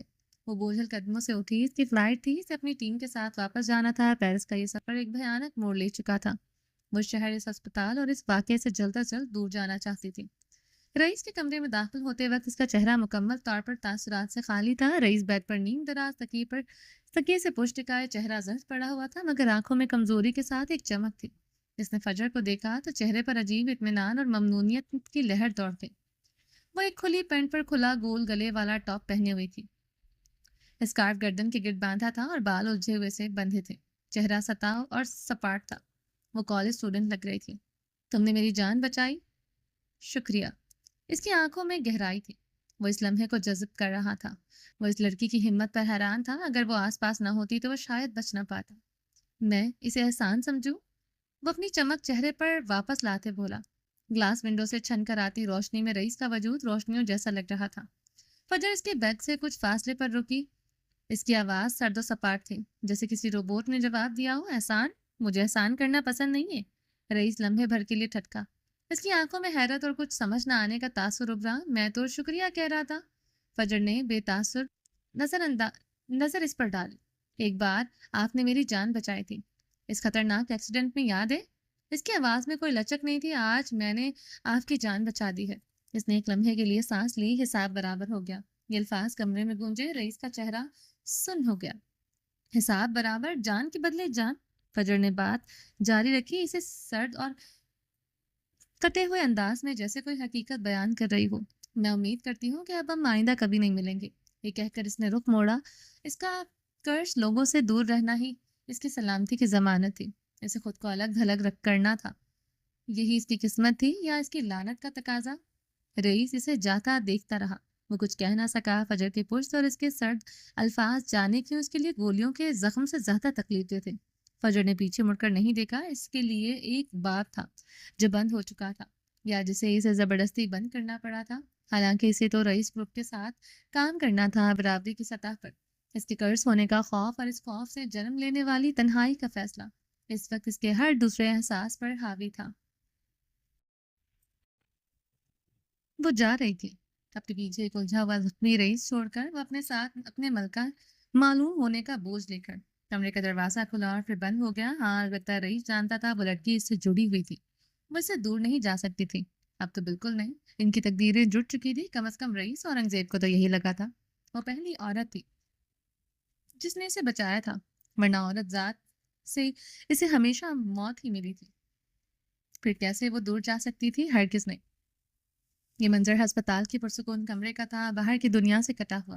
یہاں صرف مشینوں کی دھیمی بیپ اور کبھی کبھار سٹاف کی سرگوشیاں سنائی دیتی. وہ شاندار فیشن شو جس کی گہما گہمی چند دن قبل عروج پر تھی اب ایک یاد بن چکا تھا. تمام ٹیمیں تمام بڑے برانڈ سب واپس جا چکے تھے. اب اس وسیع اور عریض کمرے میں بس دو ہی روحیں موجود تھیں. بستر نیم پر دراز حملے کے زخموں سے چور رئیس. اس کا وفادار ساتھی مراد جو خوشمگین نگاہوں سے گھور رہا تھا کیونکہ وہ موبائل پر ریلیز دیکھتے ہوئے زوردار کہکا لگا رہا تھا. ریلز دیکھتے ہوئے زوردار کہکا لگا رہا تھا. مصنوعی ہنسی. ازوا بھوری رنگت لیے غصے کی وجہ سے مزید سنجیدہ لگ رہی تھی. کمرے میں داخل ہوئی. رئیس نے ازوا کو دیکھا تو وہ اس کی مسکراہٹ اور گہری ہو گئی. آؤ ازوا دیکھو تو. رئیس نے ابھی بات شروع ہی کی تھی پر اگلے ہی پل اس کے بعد حلق میں اٹک گئی. ازوا نے بغیر کوئی لمحہ ضائع کیے اپنا مضبوط ہاتھ اٹھایا اور ایک زوردار مکہ رئیس کی ناک پر مارنا چاہا مگر رئیس قابل پھرتی سے اس کا ہاتھ پکڑ چکا تھا. اس کا جسم درد سے بلبلا رہا تھا. اس سے پہلے وہ کچھ کہتا ازوا نے برق رفتاری سے دوسرا ہاتھ گھمایا اور اس بار مکہ اس کی ناک پر پڑ چکا تھا. بیڑا غرق. رئیس درد سے بلبلا اٹھا. وہ ناک پکڑ کر بستر پر دوہرا ہو گیا. ازوا سے گھور رہی تھی. اس کی آنکھوں میں کوئی نرمی نہیں تھی. وہ رئیس گروپ کی ملازم ضرور تھی مگر اس رشتے سے کہیں بڑھ کر وہ اس کے والد کے گہرے دوست کی بیٹی تھی. اس حیثیت نے اسے رئیس پر ایک خاص حق دے رکھا تھا. اس کی آواز میں سختی تھی. بیڑا غرق آپ نے کیا ہے جو مجھے بتائے بغیر باہر نکل گئے. آپ کو اندازہ بھی ہے کیا ہو سکتا تھا؟ آپ کی جان جا سکتی تھی. اس نے گہری سانس لی پھر اپنی ناراضگی پر قابو پانے کی کوشش کرتے ہوئے اور پھر ٹھنڈی آواز میں کہا میں ڈیڈ کو بتاؤں گی. اب بھگتے. رئیس درد سے کراہتا رہا. اسے معلوم تھا کہ ازوا کا ڈیڈ کہنا صرف اسے دھمکی نہیں تھی اور یہ بات صرف جب اس کے والد تک پہنچے گی تو وہ ایک اور مشکل میں پھنس جائے گا. مگر اس وقت اسے صرف اپنی ٹوٹی ہوئی ناک اور چہرے پر اٹھنے والے درد کا احساس تھا. وہ جیسے آئی تھی اسی طوفان سے پلٹ گئی. اس کے جاتے ہی مراد اپنی جگہ سے اٹھا. اس نے ہاتھ سے تالی بجا لی. Well done. اس نے رئیس کو دیکھا. پہلی بار مجھے یہ ڈیمن اچھی لگی ہے. مزہ آ گیا. وہ مزے لیتا باہر نکل گیا جبکہ ان کے جاتے ہی رئیس سیدھا ہو کر بیٹھا. موبائل دور پھینک دیا. اب اس کے چہرے پر کوئی ہنسی کوئی مصنوعی پن نہیں تھا بلکہ سوچ کی گہری پرچھائیاں تھیں. رئیس اورنگزیب آسانی سے کسی کا شکار ہو جائے اس کا کیا مطلب ہو سکتا ہے؟ اس کا مطلب ہے کہ اس نے خود کو شکار ہونے دیا. وہ جانتا تھا ایسا کچھ ہوگا. اس نے جان بوجھ کر فجر کا پیچھا کیا تاکہ یہ جان سکے کہ اگر اس پر حملہ ہو تو وہ صرف فجر سے نہیں اس سے بھی جڑا ہوگا. اس کا تعلق ماضی سے ہوگا اور اب اسے یقین ہو گیا تھا کہ ان کا دشمن جو بھی تھا وہ مشترکہ تھا.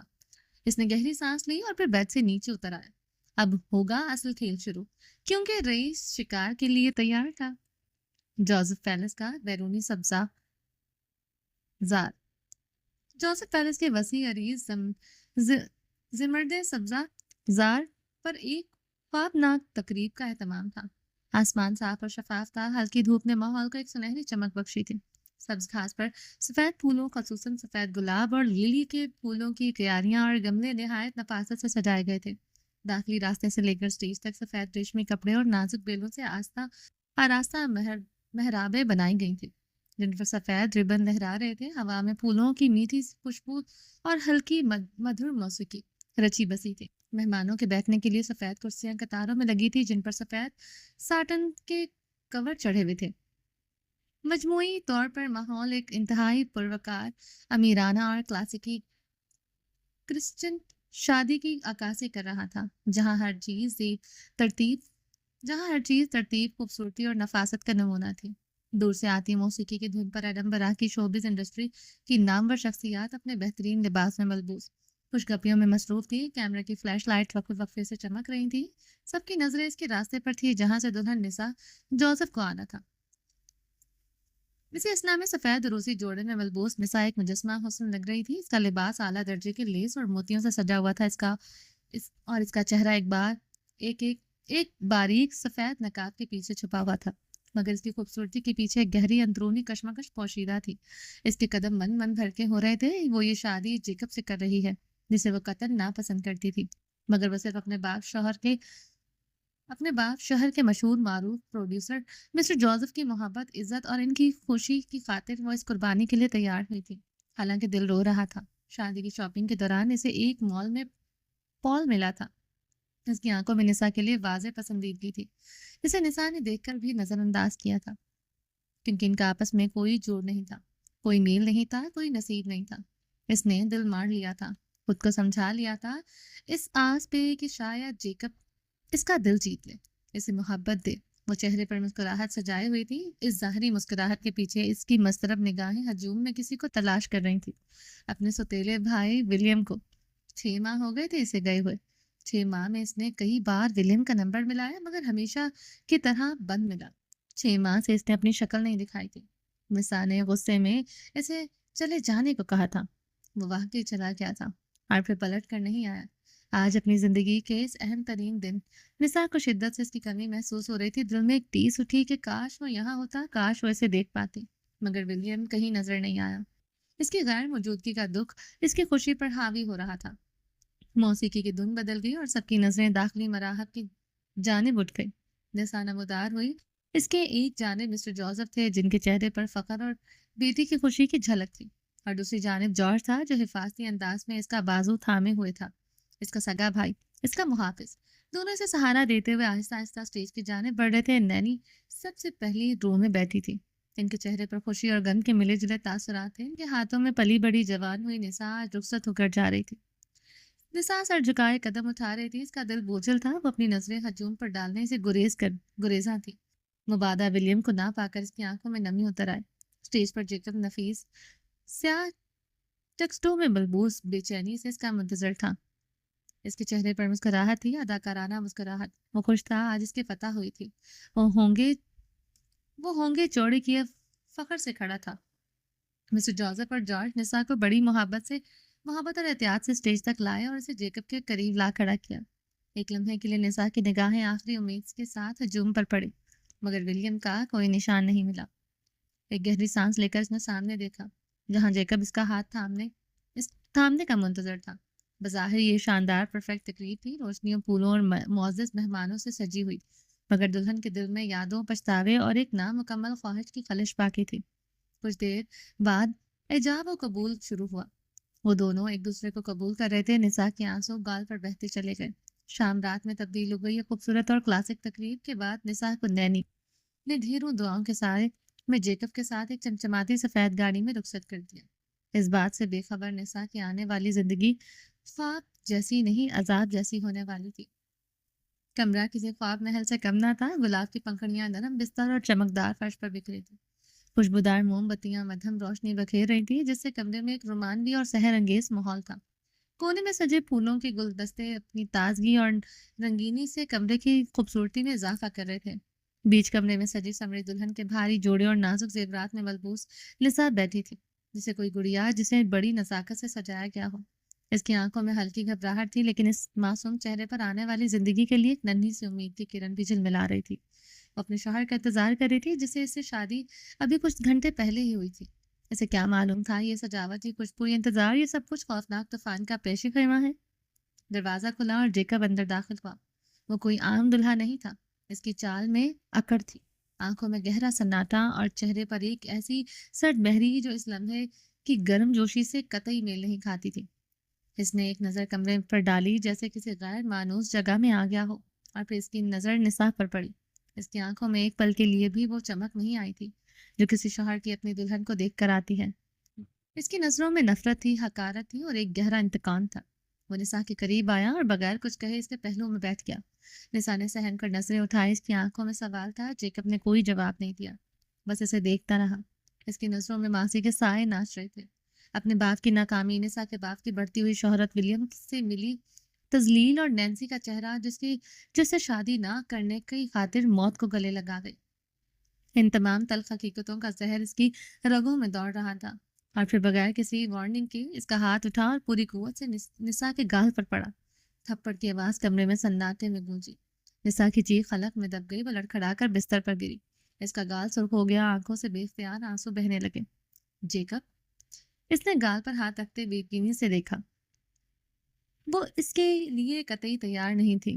جیکب کی آواز گونجی، سرد اور پتھریلی، یہ کوئی شادی نہیں ہے۔ اس کے لہجے میں اتنی نفرت تھی کہ جیسے ہر لفظ نساء پر ایک پتھر بن کر گر رہا ہو۔ یہ صرف بدلہ ہے، تمہارے باپ اور ان بھائیوں سے بدلہ جنہوں نے ہمیں پیچھے دھکیلا۔ وہ اس کے لفظوں پر حیران ہوئی۔ مسٹر البرٹ اکثر اسٹار لائٹ پروڈکشن ہاؤس کو پروڈیوسر ہوتے تھے۔ مسٹر جوزف نے جیکب کو لانچ کیا تھا، اسے چمکتا ہوا ستارہ بنایا تھا۔ پھر یہ سب کیوں؟ اس کے بعد جو کچھ ہوا وہ کسی جسمانی تشدد سے کہیں زیادہ روح کی پامالی تھی۔ جیکب نے نساء کو بازو سے پکڑ کر اس پر چیخا چلایا۔ اس نے اسے دھکے دیے، اس کے ساتھ بدسلوکی کی، اس نے جسمانی طور پر اسے تکلیف دی، لیکن اس کے الفاظ، اس کی حقارت بھری نظریں، اس کا رویہ اس کے زخموں کو مزید گہرا کر رہے تھے۔ وہ اس پر الزام لگا رہا تھا، اس کی معصومیت کا مذاق اڑا رہا تھا، وہ اس کے وجود کی نفی کر رہا تھا۔ نساء روتی رہی، منتیں کرتی رہی، لیکن جیکب پر کوئی اثر نہیں پڑا۔ وہ انتقام کی آگ میں جل رہا تھا اور نساء اس آگ کا پہلا ایندھن تھی۔ اس نے اس کے جسم پر تشدد کے نشانات چھوڑے، لیکن سب سے بڑھ کر اس کی روح کو تار تار کر دیا۔ اس رات محبت، امید اور معصومیت اس کمرے میں دم توڑ گئی تھی۔ اگلی صبح جب سورج کی پہلی کرنیں کمرے میں داخل ہوئیں تو سجاوٹ بے معنی لگ رہی تھی۔ جیکب جا چکا تھا، نساء بستر پر اونھے منہ پڑی تھی۔ جب وہ اٹھی اور باتھ روم میں جا کر آئینے میں خود کو دیکھا تو ایک لمحے کے لیے پہچان نہ سکی۔ سوجی ہوئی آنکھیں، ہونٹوں کے کونے پر زخم، گال پر گہرا نیل کا نشان، بکھرے بال اور چہرے پر موت جیسی زردی۔ وہ اپنی حالت دیکھ کر دوبارہ پھوٹ پھوٹ کر رو پڑی تھی۔ ڈیڈ، نینی، جارج، ولیم، اس کی گھٹی گھٹی سسکیاں باتھ روم میں گونج رہی تھی۔ وہ منہ پر ہاتھ رکھے رو رہی تھی۔ اس طرح بے مول ایڈنبرا کے مشہور پروڈیوسر اور نامور شخصیت مسٹر جوزف کی شہزادیوں جیسی اپنی بے قدری پر گھٹ گھٹ کر رو رہی تھی۔ اس کے جسم پر تو جیکب کے تشدد کے داغ صاف نمایاں تھے، ہر کوئی دیکھ سکتا تھا، لیکن اس کی روح پر جو زخم لگے تھے، جو نشانات جیکب نے اس کے اندر چھوڑے تھے، اس کی معصومیت جو قتل ہوئی تھی، اس کا اعتماد جو پاش ہوا تھا، وہ کوئی نہیں دیکھ سکتا تھا۔ وہ نشانات اس کے دل کی گہرائیوں میں چھپ گئے تھے، جو شاید ساری عمر بھرنے والے نہیں تھے۔ وہ زندہ تھی، سانس لے رہی تھی، لیکن اس کی روح اس کمرے میں اس بدلے کی رات مر چکی تھی۔ Star light studio film set. Star light studio کا پروڈکشن ہاؤس اس وقت مکمل خاموشی اور گہری سنسناہٹ میں ڈوبا ہوا تھا۔ تیز روشنیوں کا جھرمٹ ہیروئن جینی رابرٹ پر مرکوز تھا، جو فرش پر بکھری پڑی تھی۔ اس کے سامنے ایک بے جان جسم پڑا تھا جو یقیناً فلم کا ایک حصہ تھا، لیکن اس وقت وہ محض ایک پراپ نہیں لگ رہا تھا۔ کیمرے وزنی اور خاموش بتوں کی طرح اپنی جگہوں پر جمے تھے۔ عملے کے افراد اپنی سانسیں روکے کھڑے تھے، سب کی نظریں جینی پر تھی۔ جینی آنسوؤں کے سیلاب میں ڈوبی ہوئی تھی۔ اس کا میک اپ جو ابھی کچھ دیر پہلے تک پرفیکٹ تھا، اب آنسو اور سسکیوں سے خراب ہو رہا تھا۔ وہ اس بے جان جسم پر جھکی ہوئی تھی، اس کے کاندھے ہچکیوں سے ہل رہے تھے اور اس کے منہ سے کربناک آوازیں نکل رہی تھی۔ سین یہ تھا کہ کردار اپنی محبت کو دھوکہ دینے کے بعد اب اس کی موت پر پچھتاوے کے آنسو بہا رہا ہے۔ اس کی مخبری کی وجہ سے اس کی محبت کو جان سے ہاتھ دھونا پڑا تھا۔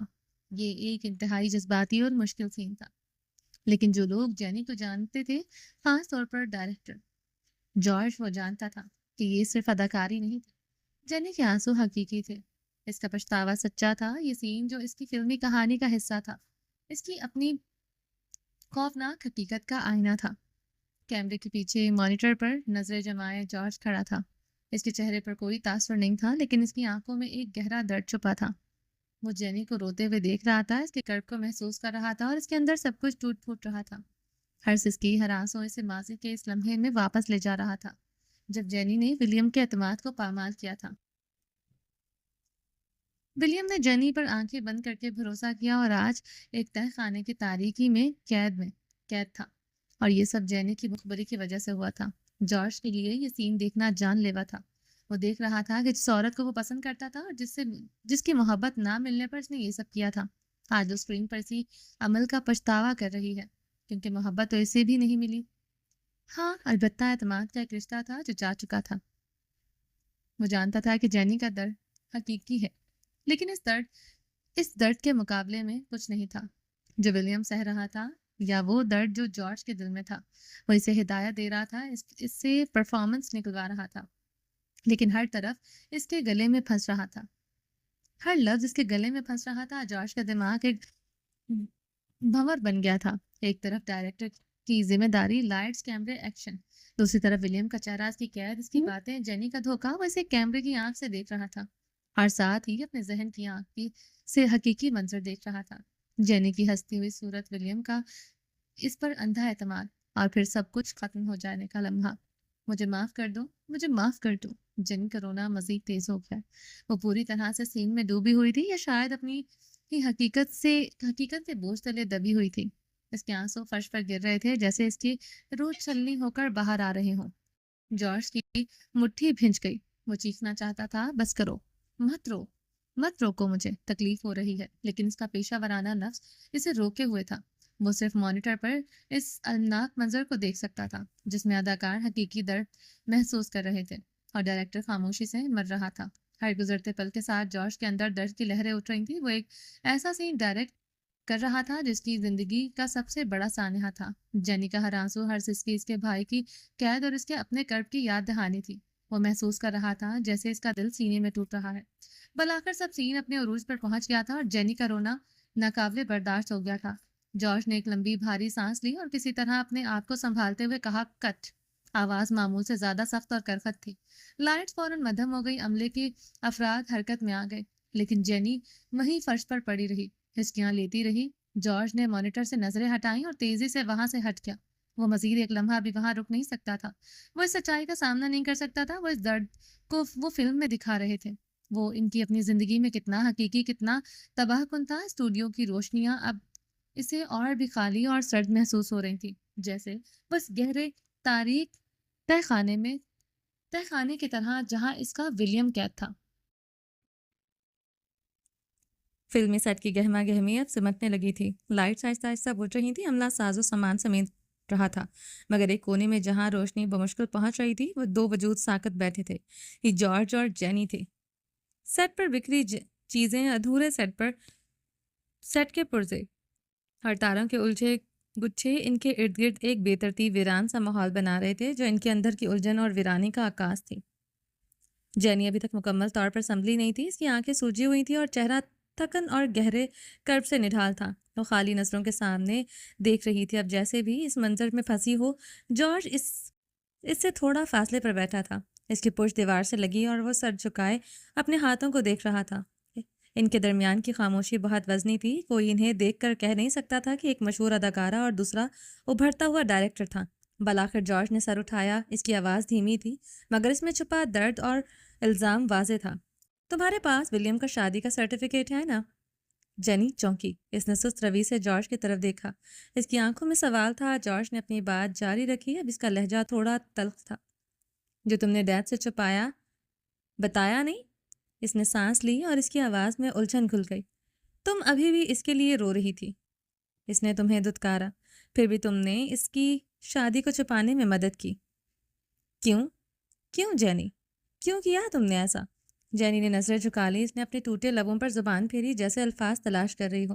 جب وہ بولی تو اس کی آواز کمزور تھی، مگر اس میں ایک عزم تھا۔ ولیم بے قصور ہے۔ میں اس کے لیے نہیں، خود پر رو رہی تھی۔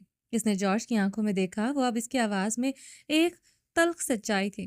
میں جانتی ہوں تم مجھے پسند کرتے ہو جارج، میں یہ بھی جانتی ہوں کہ وہ جہاں بھی ہے، اسے وہاں بھیجنے میں تمہارا ہاتھ ہے۔ ایک لمحے کا توقف آیا، لیکن ولیم مجھ سے محبت نہیں کرتا، اسے اپنی بیوی عزیز ہے۔ جارج یوں ہی خاموش بیٹھا رہا، جیسے لب سل گئے ہوں۔ 2 ماہ ہو گئے تھے نساء کی شادی کو، اور اب وہ بمشکل دوبارہ ملنے آئی تھی۔ جیکب اسے آنے نہیں دیتا تھا۔ یوں تو نساء نے کچھ نہیں بتایا تھا، پر وہ مکمل طور پر بدل گئی تھی۔ جوزف پیلس گہری خاموشی اور اندھیرے میں ڈوب گیا تھا، اور اس خاموشی میں جارج کا دل بھی جینی کا لہجہ مزید دھیما ہو گیا تھا۔ اس نے مجھے ایک راز دیا تھا، اس کی شادی کا راز، جو مجھے کسی کو نہیں بتانا چاہیے تھا۔ اس کی آنکھوں میں ایک بار پھر آنسو ابھر آئے۔ میں نے وہ راز افشاں کیا، میں نے اس کی مخبری کی اور اسے کھو دیا، ہمیشہ کے لیے، اس کے اعتماد کو بھی۔ اس نے اپنا چہرہ ہاتھوں میں چھپا لیا، ایک دبی ہوئی سسکی اس کے وجود سے نکلی، وہ ضمیر کا بوجھ اٹھا اٹھا کر تھک گئی تھی۔ مسز جوزف سے بدلہ لینے کی آگ وہ خود جھلس رہی تھی۔ پھر اس نے دوبارہ جارج کی طرف دیکھا، اس کی آنکھوں میں درد تھا، پچھتاوا تھا، لیکن ایک عجیب سی ضد بھی تھی۔ مگر پتہ نہیں کیوں میں آج بھی اس کی امانت کی حفاظت کر رہی ہوں۔ اس نے آہ بھری، وہ مجھے عزیز ہے، کیونکہ وہ خالص دل کا انسان ہے، اس دنیا کی گندگی سے اسے چھو نہیں سکی۔ جینی نے سیدھی جارج کی آنکھوں میں دیکھتے ہوئے آخری حربہ استعمال کیا۔ اس کی آواز میں درد، التجا اور مایوسی تھی، لیکن وہ نہیں جانتی تھی اس دنیا کی گندگی نے اسے داغ داغ کر دیا تھا۔ وہ ہم سب کے ساتھ مخلص تھا، اور تمہارے لیے مخلص تھا، نساء کے لیے، میرے لیے، سب کے لیے۔ وہ سب کے لیے سٹینڈ لیتا تھا، اور مجھے دکھ ہے ہم میں سے کوئی بھی اس کا ساتھ نہیں دے پایا۔ ہم کس قدر بزدل نکلے جارج، ہم بزدل نکلے۔ اس کے الفاظ جارج کو جھنجھوڑ رہے تھے۔ ولیم بے قصور ہے جارج، وہ جان جہاں بھی ہے، اسے وہاں سے رہائی صرف تم دلا سکتے ہو۔ اس نے ایک لمحہ ہچکچایا، پھر تمام بندھن توڑ کر بولی، تم چاہتے ہو میں تم سے شادی کروں؟ اس کے ہونٹ پر ایک کربناک مسکراہٹ آئی۔ میں تم سے شادی کر لوں گی تم سے شادی، بس اسے جانے دو، ولیم کو رہا کر دو۔ جینی کے یہ الفاظ اس کونے کی خاموشی میں بم کی طرح پھٹے۔ جارج کا سر جھکائے بیٹھا تھا، اس کا سر فوراً اٹھا۔ اس کی آنکھیں حیرت، صدمے اور ایک ناقابل یقین کرب سے پھیل گئیں۔ اس کے چہرے کا رنگ اڑ گیا، وہ جینی کو دیکھتا رہا جیسے اسے یقین نہ آ رہا ہو۔ اس کی زبان گنگ ہو گئی، وہ بولنا چاہتا تھا، چیخنا چاہتا تھا، مگر کوئی آواز نہیں نکلی۔ جینی کی پیشکش، اس کی مایوسی، اس کا ولیم کے لیے یہ آخری اقدام، اس سب نے جارج کے اندر گہرے بھنور پیدا کر دیے تھے، اور وہ ان میں ڈوبتا چلا گیا تھا۔ وہ اپنی جگہ پر پتھر کا بن گیا تھا، مکمل طور پر گنگ۔ اس کونے کی تاریخ ان دونوں کے اندر کے دکھ اور خاموشی کو مزید گہرا کر رہی تھی۔ ایڈنبرا کی پتھریلی گلیوں میں واقع نیل کا خوبصورت کیفے ایک گرم اور روشن پناہ گاہ تھا، جس کے شیشوں پر باہر برسنے والی ہلکی پھوار موتیوں کی طرح ٹہر رہی تھی۔ اندر مختلف طرح کے چہرے کو کوئی کتاب پڑھ رہا تھا، تو کوئی آہستہ آواز میں گپ شپ کر رہا تھا۔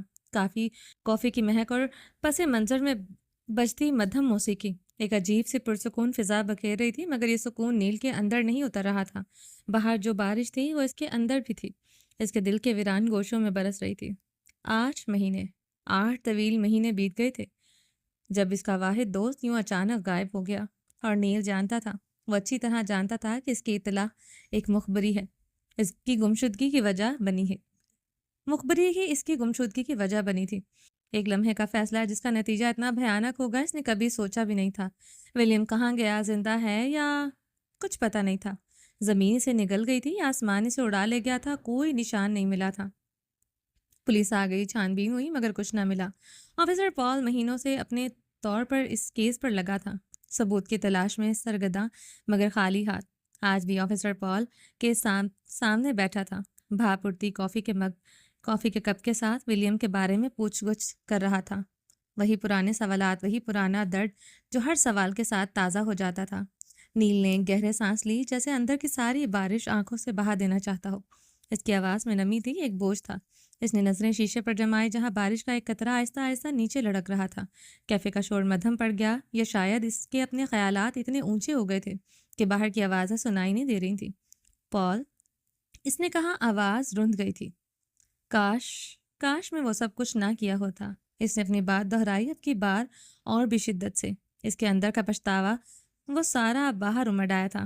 کاش میں نے ولیم کی مخبری نہ کی ہوتی، خدا کی قسم، اگر مجھے پتا ہوتا کہ نتیجہ یہ نکلے گا۔ اس کی آواز ٹوٹ گئی، اگلے الفاظ بمشکل سنائی تھی۔ وہ آج یہاں ہوتا، ہمارے ساتھ۔ بارش کی پھوار تیز ہو گئی تھی، اور کیفے کے اندر نیل کی آنکھوں میں بھی ایک بارش امڑ آئی تھی۔ اس کے اکلوتے دوست کی یاد اور اپنی غلطی کا بوجھ اسے اندر ہی اندر کھوکھلا کر رہا تھا۔ پال نے اسے دلاسا دیا، وہ خود جوزف پیلس کا دسا ہوا لگ رہا تھا۔ وہ نہ دل پھینک تھا، نہ کمزور، پھر بھی نساء کی معصومیت نے اسے گرویدہ کر لیا تھا۔ وہ پھر اس کی اچانک شادی اس کی لو سٹوری شروع ہونے سے پہلے ہی ختم ہو چکی تھی۔ باہر بارش برستی رہی اور اندر ان دونوں کے دل برستے رہے۔ جوزف پیلس کا تہہ خانہ نم اور سرد تھا۔ پتھر کی دیواریں خاموش تھی اور ہوا میں باسی پن اور بند جگہ کی بورچی بسی تھی۔ باہر کی دنیا سے کٹا ہوا یہاں وقت ساکت محسوس ہوتا تھا۔ اس تاریکی اور اکیلے پن میں ولیم کو قید ہوئے آج 11 ماہ مکمل ہو چکے تھے۔ 6 ماہ ایک زندہ جہنم سے کم نہ تھے۔ پہلے 6 ماہ ایک زندہ جہنم سے کم نہ تھے۔ ہر دن تشدد، جسمانی تکلیف اور ذہنی اذیت کا نیا باب کھولتا۔ جارج اور مسٹر جوزف باقاعدگی سے آتے، ان کے ساتھ خوف اور درد کی نئی لہریں آتی۔ مار پیٹ، بھوکا رکھنا، نیند سے محروم کرنا، ہر حربہ آزمایا گیا۔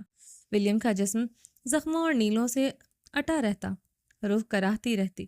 وہ ٹوٹ پھوٹ کا شکار تھا، مگر 6 ماہ کے بعد اچانک سب بدل گیا۔ تشدد رک گیا، جارج اور مسٹر جوزف کا آنا بند ہو گیا۔ تہہ خانے میں ایک عجیب سی خاموشی چھا گئی۔ اب صرف ایک چیز مستقل تھی، محل کا ایک پرانا جھکا ہوا وفادار ملازم، جو دن میں ایک بار آتا، خاموشی سے ایک پیالہ کھانا، اکثر دال یا کوئی سبزی اور روٹی رکھ کر چلا جاتا۔ کھانا سادہ مگر حیرت انگیز طور پر صحت بخش ہوتا تھا۔ یہ روز کا معمول بن گیا تھا۔ قید ختم نہیں ہوئی تھی، بیڑیاں اور زنجیریں اب بھی موجود تھیں، مگر وہ وحشت، وہ اذیت رک گئی تھی۔ اس خاموشی اور اکیلے پن میں ولیم کو خود سے ملنے کا موقع ملا۔ ابتدا میں مایوسی، غصہ اور بے بسی تھی۔ وہ رویا، اس نے مدد کو پکارا، مگر پھر ایک دن جب اس کی پکار پتھروں سے ٹکرا کر واپس آئی، اسے احساس ہوا رونے سے کچھ نہیں ہوتا۔ ماتم کرنا کمزور لوگوں کا کام ہے۔ وہاں اس اندھیرے تہہ خانے میں ایک چنگاڑی بھڑکی۔ اس نے اپنی حالت زار کا ماتم کرنے کے بجائے اسے استعمال کرنے کا فیصلہ کیا۔ اس کی بیڑیاں اور زنجیریں جو اس قید کی علامت تھی، اب اس کا سامان ورزش بن رہی تھی۔ اس نے ان سے وزن کو محسوس کیا، انہیں کھینچا، دھکیلا، پھر سے فرش پر پش اپس کرنے لگا۔ دیوار کے سہارے بیٹھ کر ٹانگوں کو مضبوط کیا۔ اس کے نازک جسم میں سختی آنے لگی، پٹھے ابھرنے لگے۔ اس کے جسم پر موجود کپڑے وقت کے ساتھ ساتھ پھٹ کر چتڑے بن چکے تھے، جب اس کے مضبوط جسم کو پوری طرح ڈھانپ بھی نہیں رہے تھے۔ وہ دبلا پتلا معصوم نوجوان ولیم اب ختم ہو چکا تھا۔ اس درد، اس تنہائی، اس ایمان اور اس ورزش نے اسے دوبارہ جنم دیا تھا۔ اب جو تہہ خانے کی گہرائیوں میں سانس لے رہا تھا، وہ ایک طوفان تھا، ایک شکاری جو ہر قسم کے طوفان کا مقابلہ کرنے کے لیے تیار تھا۔ اس کی آنکھوں میں اب خوف نہیں تھا، بلکہ ایک سرد چمک تھی، ایک ایسا عزم تھا جو پہاڑوں کو بھی ہلا دے۔ اس کی بائیں گال پر ٹانگوں کا نشان اب بدصورتی کا داغ نہیں تھا، بلکہ اس کی بقا اور اس کی طاقت کی علامت تھا۔ دن رات اس کی ریاست جاری تھی۔ جسمانی مشقت کے ساتھ ساتھ اس کے ذہنی طور پر بھی خود کو مضبوط کیا، اپنے جذبات پر قابو پایا، غصے اور مایوسی کو عزم اور حوصلے میں بدلا۔ اس نے اپنی ذہنی بیماری پر قابو پایا۔ نینسی اب نہیں آتی تھی۔ فجر کی ایک فون کال نے اسے زندگی کی نئی سمت دے دی تھی۔ جب اسے اسکرین پر دکھا تھا، یہی احساس ذہن میں پلتا تھا کہ وہ بلندیوں پر راج کرنا چاہتی تھی۔ وہاں اس کی حفاظت کون کرے؟ سیدھا سادہ ولیم جوزف؟ کبھی نہیں۔ اسے مضبوط بننا ہی ہوگا۔ اور پھر ایک دن جب 8 مہینے قید میں گزر گئے، اسے کھانے کے ساتھ ایک پرچی ملی۔ اس پر کچھ لکھا ہوا تھا: You are not alone. Your God has not abandoned you. القرآن۔ ان الفاظ میں ایسا کچھ تھا کہ اس کی ساری حساسیت جاگ اٹھی، جیسے جسم میں ایک نئی روح بھر گئی۔ کئی مہینوں اس صبر آزمایا، ضبط نے کمال کر دیا تھا۔ اس کے چہرے پر اب بھی پرانے زخموں کے ٹانکوں کے مدھم نشان تھے، اس تکلیف کی یاد دہانی کا جو وہ سہ چکا تھا، مگر اس کا جسم اب فولاد بن چکا تھا۔ ہر پٹھا تنا ہوا، مضبوط اور چٹان کی طرح سخت، کمر سیدھی، کندھے چوڑے، اور وہ چلتا ہو تو ایک پوشیدہ طاقت کا احساس ہوتا۔ اس نے اپنی قید کو اپنی سب سے بڑی طاقت بنا لیا تھا۔ جوزف پیلس کا تہہ خانہ اب صرف اس کی جیل نہیں تھا، یہ اس کی تربیت گاہ بن گیا تھا۔ وہ باہر جانے کے لیے تیار ہو رہا تھا، پہلے سے کہیں زیادہ طاقتور، پہلے سے کہیں زیادہ عزم لیے ہوئے، ایک ایسے شخص کے روپ میں جس نے تاریکی کو اپنا ہتھیار بنا لیا تھا۔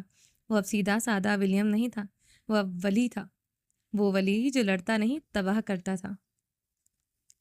شان سے کھڑا جوزف پیلس اب خاموشی کی آماج کا بنا ہوا تھا۔ نساء کے جانے کے بعد یہ پیلس ویران ہو چکا تھا۔ یہاں کی خاموشی دستی تھی، البتہ آج کچھ چہل پہل نظر آ رہی تھی، کیونکہ مسٹر جوزف اور جارج شوٹنگ سے لوٹ آئے تھے۔ مسٹر جوزف تو آتے جاتے رہتے تھے، لیکن جارج کافی مہینوں بعد لوٹا تھا۔ اس کی فلم مکمل ہو چکی تھی اور یہ کوئی معمولی بات نہیں تھی۔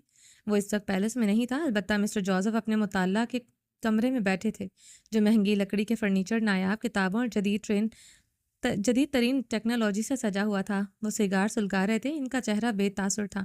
اسی اثناء میں دروازے پر دستک ہوئی۔ مسٹر جوزف نے اجازت دی، نینی اندر داخل ہوئی۔ انہیں دیکھ کر مسٹر جوزف حیران ہوئے۔ وہ سیڑھیاں چڑھ کر آئی تھیں، اس کا سگار ایش ٹرے میں پھینکا اور اٹھ کر انہیں اپنے ساتھ بٹھایا۔ وہ ہانپ رہی تھی، ان کے بال سفید ہو چکے تھے، چہرے پر وقت کی گہری لکیریں تھیں، لیکن آنکھوں میں ایسی چمک تھی جو برسوں کے تجربے اور چھپے ہوئے دکھوں کا پتہ دیتی تھی۔ انہوں نے جوزف پیلس کے مکینوں کو خود دکھلایا تھا۔ اس کی پرورش میں ان کا خون پسینہ شامل تھا۔ وہ جوزف خاندان ان کا حصہ سمجھتی تھی، لیکن کچھ ایسے راز تھے جو صرف ان کے دل میں دفن تھے۔ انہیں باضابط طور پر نہیں بتایا گیا تھا کہ ولیم کو کہاں رکھا گیا ہے۔ صرف اتنا معلوم تھا کہ اس کا کہیں علاج چل رہا ہے، مگر ایک ماں کی آنکھیں اپنے پالے ہوئے بچے کا درد پہچان لیتی ہیں۔ انہیں پہل شک تھا اور پھر یقین ہو گیا۔ سب خیریت ہے؟ مسٹر جوزف نے رسمی لہجے میں پوچھا۔ نینی نے گہری سانس لی۔ ان کی آواز دھیمی تھی، مگر اس میں ایک ایسی مضبوطی تھی جو مسٹر جوزف نے پہلے کبھی محسوس نہیں کی تھی۔ میں جانتی ہوں جوزف۔ مسٹر جوزف کے ماتھے پر بل پڑے۔ کیا جانتی ہیں؟ میں جانتی ہوں کہ ولیم کہاں ہے۔ نینی نے نظریں مسٹر جوزف کی آنکھوں میں گاڑ دی۔ وہ نیچے تہہ خانے میں ہے۔ مسٹر جوزف کا چہرہ سپاٹ ہو گیا۔ اس کی بات پر حیران تھے کہ انہیں کیسے پتہ چلا۔ آپ نے ایسا کیوں کیا جوزف؟ وہ نم آنکھوں سے انہیں دیکھتے بولی۔ یہ میرا خاندانی معاملہ ہے نینی، آپ اس سب میں مت پڑے۔ وہ اٹھ کھڑے ہوئے، دونوں ہاتھ پیچھے باندھ کر گلاس ونڈو میں جا کھڑے ہوئے۔ خاندانی معاملہ؟ نینی کی آواز میں درد اور تلخی گھل گئی۔ یہ اس بچے کی زندگی کا معاملہ ہے جسے میں نے اپنی گود میں پالا ہے۔ ان کی آنکھوں میں آنسو جھلملانے لگے۔ میں جانتی ہوں اس پر کیا بیت رہی ہے، تشدد، اکیلا پن، تاریکی۔ اس نے گناہ کیا ہے، اسے اس کی سزا مل کر رہے گی تاکہ وہ سیدھے راستے پر آئے، واپس آ جائے۔ ان کے لہجے میں ذرا بھی لچک نہیں تھی۔ نینی نے سر ڈفی میں ہلایا۔ سزا؟ یہ سیدھا راستہ ہے؟ ان کی آواز کانپ اٹھی۔ میں یہ سب دیکھ کر مزید خاموش نہیں رہ سکتی مسٹر جوزف، مجھے کچھ یاد آ گیا، بہت پرانا، بہت تکلیف دہ۔ مسٹر جوزف نے رخ موڑ کر انہیں دیکھا، غور سے دیکھا۔ نینی عام طور پر اپنی ذات کے بارے میں بات نہیں کرتی تھی۔ ان کی زندگی جوزف پیلس کے گرد گھومتی پھرتی تھی۔ پھر آج وہ کون سا راز افشاں کرنے والی تھی؟ میں 17 سال کی تھی۔ نینی نے نظریں دور خلا میں جما لیں۔ ان کی آواز میں ایک بازگشت تھی، جیسے وہ ماضی کی گہرائیوں سے بول رہی ہوں۔ لکڑی کے اعصاب پر ان کے دونوں ہاتھ جمے تھے۔ میرا بھی ایک خواب تھا، ایک راستہ جو مجھے سچ لگا۔ میں نے اسلام قبول کر لیا تھا۔ مسٹر جوزف کو جیسے کرنٹ لگا، ان کے منہ سے بے اختیار پھسلا۔ یہ کیا کہہ رہی ہیں آپ؟ نینی نے سسکی دبا کر بات جاری رکھی۔ ان کے چہرے پر زخمی سی مسکراہٹ تھی۔ ایک شخص کی روشنی سے محبت ہو گئی تھی۔ پھر اس نے مجھے روشنی میں منبع سے ملوایا۔ میں نے اپنا نام فاطمہ رکھا، ایک ایسی شناخت جو میں نے خود چنی تھی، جو میرے دل نے قبول کی تھی۔ لیکن میرے گھر والے، ان کے لیے یہ خاندان کی بے عزتی تھی۔ انہوں نے مجھے قید کر دیا، بالکل اسی طرح جیسے آپ نے ولیم کو کیا ہے۔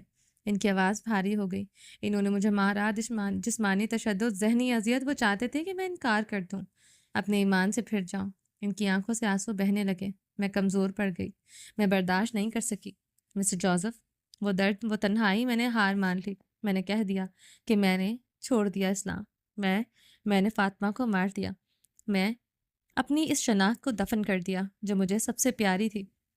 کمرے میں مکمل خاموشی چھا گئی۔ مسٹر جوزف سکتے میں بیٹھے تھے۔ انہیں اندازہ بھی نہیں تھا کہ ان کے گھر میں اتنے سالوں سے رہنے والی آیا کے سینے میں یہ راز دفن ہے۔ یہ انکشاف چونکا دینے والا تھا۔ وہ کچھ بول نہ پائے، زبان تالو سے جا چکی۔ نینی نے اپنے آنسو پوچھے۔ ان کی آواز اب پھر سے مضبوط ہو گئی تھی، اس میں فخر کا عنصر شامل تھا۔ میں نے اپنے خاندان کے لیے، ان کی عزت کے لیے اپنی پہچان ختم کر دی۔ میں نے اپنا ایمان بیچ دیا۔ یہ درد میرے ساتھ ہمیشہ رہا ہے۔ مجھے ہر روز یہ یاد دلاتا ہے کہ میں کتنی کمزور تھی۔ انہوں نے گہری نظروں سے مسٹر جوزف کو دیکھا۔ لیکن ولیم، وہ نہیں ٹوٹا۔ میں جانتی ہوں اس پر کیا گزر رہی ہے۔ وہ تشدد، وہ اذیت جو شاید میں برداشت نہیں کر سکی تھی، اس نے کی۔ لیکن اس نے اپنا ایمان نہیں چھوڑا، وہ ڈٹا ہوا ہے۔ نینی کے چہرے پر ایک ایسی چمک تھی جو تمام دکھوں پر حاوی تھی۔ مجھے اس پر فخر ہے مسٹر جوزف، بہت فخر ہے، جو میں نہ کر سکی میرے پالے ہوئے بچے نے کر دکھایا۔ اس نے اپنی شناخت کی حفاظت کی، اس نے اپنے دین کو نہیں چھوڑا۔ نینی کا انکشاف مسٹر جوزف کے لیے دوہرا دھچکا تھا۔ ایک تو یہ کہ نینی کا اپنا ماضی اتنا دردناک اور ان کے حالات سے جڑا ہوا تھا، دوسرا یہ کہ نینی جو ہمیشہ تابع رہتی تھی، آج ان کے سامنے کھڑی ولیم کے ایمان پر فخر کا اظہار کر رہی تھی۔ وہ کچھ کہہ نہ سکے۔ نینی کی آنکھوں میں موجود سچائی اور ان کے چہرے پر پین شدہ درد نے انہیں عارضی طور پر گونگا کر دیا تھا۔ نینی نے اپنی بات کہہ دی تھی، انہوں نے اپنے دل کا بوجھ ہلکا کر لیا تھا اور مسٹر جوزف کو ایک ایسے راز سے روشناس کروایا جو ان کی سوچ سے بالا تر تھا۔ اسے مزید نہ آزماؤ، آتش فشاں بن چکا ہے، پھٹ گیا تو تباہی لائے گا۔ اس بار ان کے لہجے میں کچھ ایسا تھا کہ ڈریکولا جیسے مسٹر جوزف کی ریڑھ کی ہڈی میں سنسناہٹ ہوئی۔ وہ اٹھ کھڑی ہوئیں اور آہستہ سے مڑیں اور اس کی طرح پرسکون قدموں سے کمرے سے باہر نکل گئیں۔ ان کے پیچھے مسٹر جوزف اکیلے رہ گئے اپنے سگار اور اپنی پرتعش دنیا میں، ایک ایسے انکشاف کے ساتھ جو انہیں اندر تک ہلا کر رکھ گیا تھا۔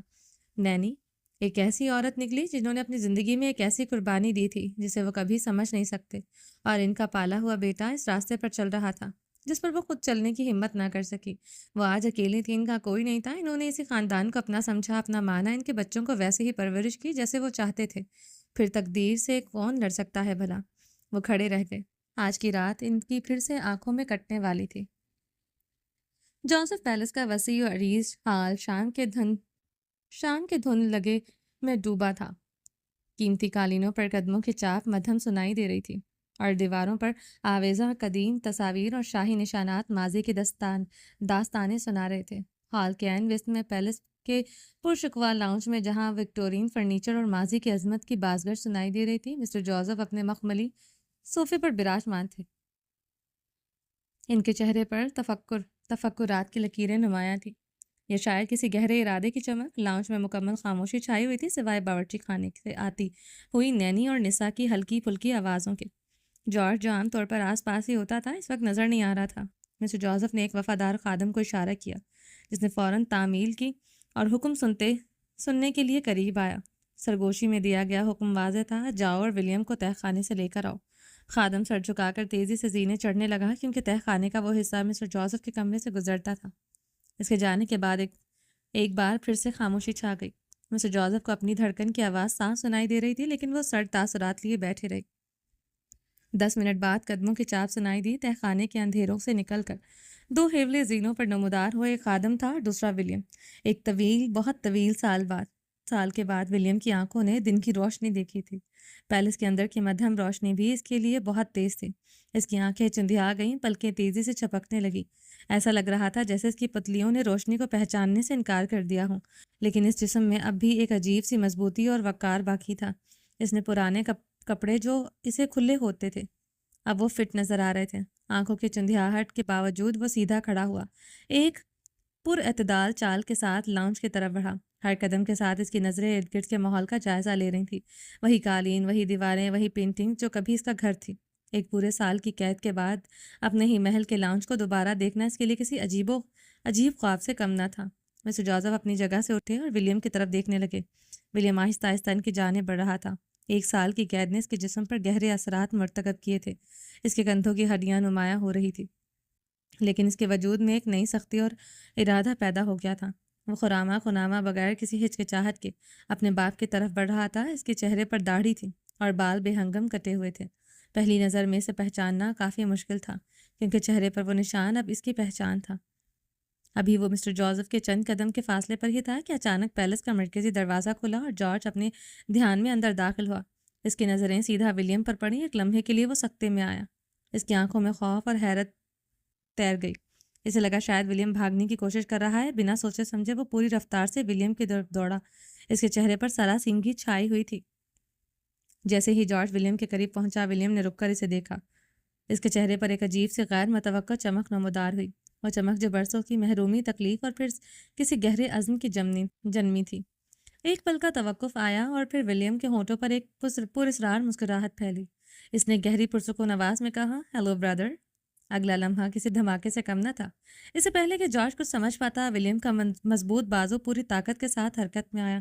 ایک گونجتا ہوا مکہ سیدھا جارج کی ناک پر لگا۔ ہڈی ٹوٹنے کی کرخت آواز لاؤنج میں گونجی تھی۔ جارج کے چہرے پر کرب اور حیرت کے ملے جلے تاثرات آئے اور وہ لڑکھڑا کر فرش پر گر گیا۔ اب ولیم وہاں اپنے باپ کے سامنے پورے قد سے کھڑا تھا۔ اس کا جسم ایک فولادی ارادے اور پوشیدہ طاقت کا اظہار کر رہا تھا۔ مسٹر جوزف نے اپنے بیٹے کی مضبوط جسم اور اس کی آنکھوں میں بھری چمک کو دیکھا۔ ان کے اندر ایک سنسنی خیز لہر دوڑ گئی۔ یہ ان کا بیٹا تھا جو 1 سال کی قید کے بعد ٹوٹا نہیں تھا بلکہ مزید سخت اور خطرناک بن کر لوٹا تھا۔ لاؤنج پہ خاموشی چھا گئی، صرف جارج کے کراہنے کی آواز سکون توڑ رہی تھی جو اس غیر متوقع پر تشدد تصادم کے بعد طاری ہوا تھا۔ وہ دونوں آمنے سامنے کھڑے تھے، دھڑکتے ہوئے دل لیے۔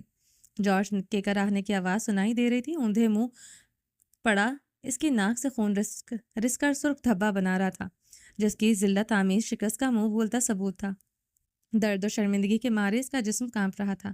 اس کے مقابل مسٹر جوزف کے سامنے ولیم کھڑا تھا، اس کا سر اٹھا ہوا، کندھے چوڑے اور ہاتھ باہدب انداز میں کمر کے پیچھے بندھے تھے۔ اس کی آنکھوں میں کوئی خوف نہیں تھا، کوئی ندامت نہیں، ایک بے پناہ عزم اور اپنی ذات پر یقین کی چمک تھی۔ وہ اپنے باپ کا احترام کرتا تھا، ان کی حیثیت اور مرتبے کا پاس رکھتا تھا، مگر وہ ان کا غلام نہیں تھا۔ اس کا کھڑا ہونا، اس کا انداز، سب کچھ اس کے آزاد روح اور غیر متزلزل ارادے کی گواہی دے رہا تھا۔ مسٹر جوزف اپنے شاہانہ انداز میں کھڑے تھے، ان کے چہرے پر سختی اور آنکھوں میں سڑ پن تھا۔ ان کی آواز ہال کی خاموشی میں گونجی، بھاری آواز، تمہیں قید سے رہائی دے دی ہے، آزاد نہیں کیا۔ ان کے الفاظ ولیم کے وجود سے ٹکرائے مگر اسے متزلزل نہ کر سکے۔ ولیم کے ہونٹوں پر ایک معنی خیز مسکراہٹ پھیلی جو بیک وقت تحقیر آمیز اور پرسکون تھی۔ اس نے گہری سانس لی اور اس کی آواز ہال میں ایک ارتعاش پیدا کر گئی تھی، مضبوط اور پراعتماد۔ آپ کو لگتا ہے ڈیڈ، یہ زنجیریں، یہ بیڑیاں، یہ جوزف پیلس کی بلند و بالا دیواریں مجھے بھاگنے سے روک سکتی تھیں؟ اس کی نظریں ایک لمحے کے لیے چھت پر گھومی، گویا وہ قید کے ان دنوں کو یاد کر رہا ہو۔ میں نے وہ قید خود چنی، ہاں خود چنی، کیونکہ یہ ضروری تھا۔ اس کی آواز میں ایک گہرا راز پہنا تھا، میری ایمان کے لیے ضروری تھا۔ ان الفاظ کو سنتے ہی مسٹر جوزف کی بھویں تن گئی۔ ولیم نے ایک قدم آگے بڑھایا، اس کی آنکھوں کی چمک اور تیز ہو گئی۔ اور میں کامیاب ٹھہرا۔ اس کے لہجے میں فتح کا یقین تھا۔ کتھئی آنکھوں کی چمک ناقابل شکست تھی۔ اس قید نے اسے توڑا نہیں تھا بلکہ کندن بنا دیا تھا۔ اس نے اس آزمائش سے وہ پایا تھا جس کی اسے تلاش تھی۔ پھر اس کی نظر مسٹر جوزف کے چہرے پر جم گئی اور اس کے لہجے میں ایک افسوسناک نرمی آئی۔ پر افسوس آپ جیت نہ پائے۔ یہ جملہ ایک تلوار کی طرح مسٹر جوزف کے دل میں پیوست کے ہو گیا تھا۔ وہ کس چیز میں ہار گئے تھے؟ ولیم کی آزادی، اس کے ایمان، یا اس کنٹرول میں جو ہمیشہ سے اس کے پاس رکھنا چاہتے تھے؟ ہال میں گہرا سکوت چھا گیا۔ فرش پر پڑا جارج کھڑا ولیم اور اس کے سامنے کھڑے مسٹر جوزف، تینوں کا ایک ہی منظر کا حصہ تھا مگر تینوں کی دنیا الگ تھی۔ ولیم کی آنکھوں میں ایک نئی صبح کا اجالا تھا جبکہ مسٹر جوزف کے چہرے پر غروب ہوتے سورج کی سرخی تھی۔ جوزف پیلس کی دیواریں اس رات کی ایک ایسی کہانی خاموش گواہ بنی جہاں قید نے آزادی کو جنم دیا اور فتح نے شکست کا ماتم کیا۔ لیکن تمہیں مجھے جیتنا ہوگا، تم کہیں نہیں جا سکتے۔ مسٹر جوزف خود ایک قدم آگے آ گئے۔ تمہیں اس لڑکی کے پاس جانا ہے نا؟ مسٹر جوزف کی آنکھوں میں چمک ابھری۔ ہر روز یہاں آؤ، بھیک مانگو، تب تک جب تک مجھے جیت نہ پاؤ۔ مجھے جیت کے دکھاؤ ولیم، مجھے جیت کر دکھاؤ۔ انہوں نے اسے اگلے امتحان میں ڈالا۔ جارج اب اٹھنے کی کوشش کر رہا تھا، اس سے پہلے کوئی کچھ جواب دیتا اچانک ایک نسوانی چیخ ابھری۔ نساء جو آوازوں کو سنتے ہوئے کچن سے باہر نکلی تھی، کچھ دیر سمجھنے کی کوشش کرتی رہی آخر ہوا کیا ہے۔ پھر ولیم کی آواز پہچانتے اس کی چیخ ابھری۔ وہ اپنے منہ پر ہاتھ رکھے کھڑی تھی، پھٹی پھٹی نگاہوں سے اسے دیکھ رہی تھی۔ ولیم نے رخ پلٹ کر اسے دیکھا، اس کی آنکھوں میں نرمی اود آئی۔ نساء کے لیے، بہن کے لیے، ایک عورت کے لیے۔ وہ اگلے ہی پل نساء بھاگتے ہوئے اس کی جانب بڑھی۔ مسٹر جوزف خاموشی سے اس کے پیچھے سے گزرتے ہوئے زینوں کی جانب بڑھے۔ وہ اپنے کمرے میں جا رہے تھے، گلے میں جیسے کانٹے اگائے تھے، سرد آنکھوں میں اب نمی تیر رہی تھی، لیکن ان کے جبڑے بھینچے ہوئے تھے۔ وہ سیڑھیاں چڑھتے ہوئے اوپر کہیں غائب ہو گئے جبکہ نساء ولیم کے گلے لگے زاروں قطار رو رہی تھی۔ تم کہاں چلے گئے تھے ولیم، تم کہاں چلے گئے تھے؟ وہ رو رہی تھی، سسک رہی تھی۔ ولیم نے اسے سنبھالنا مشکل ہو گیا تھا۔ نساء کی رونے کی آوازیں سن کر نینی باہر آئیں اور ولیم کو دیکھ کر ساکت رہ گئی۔ وہ اپنی جگہ جم سی گئی تھی، ان کی آنکھوں میں نمی ابھری۔ وہ منہ بھینچے خود کو رونے سے روک رہی تھی۔ جارج نے ایک طائرانہ نظر ان پر ڈالی۔ اپنا آپ اضافی سا لگا۔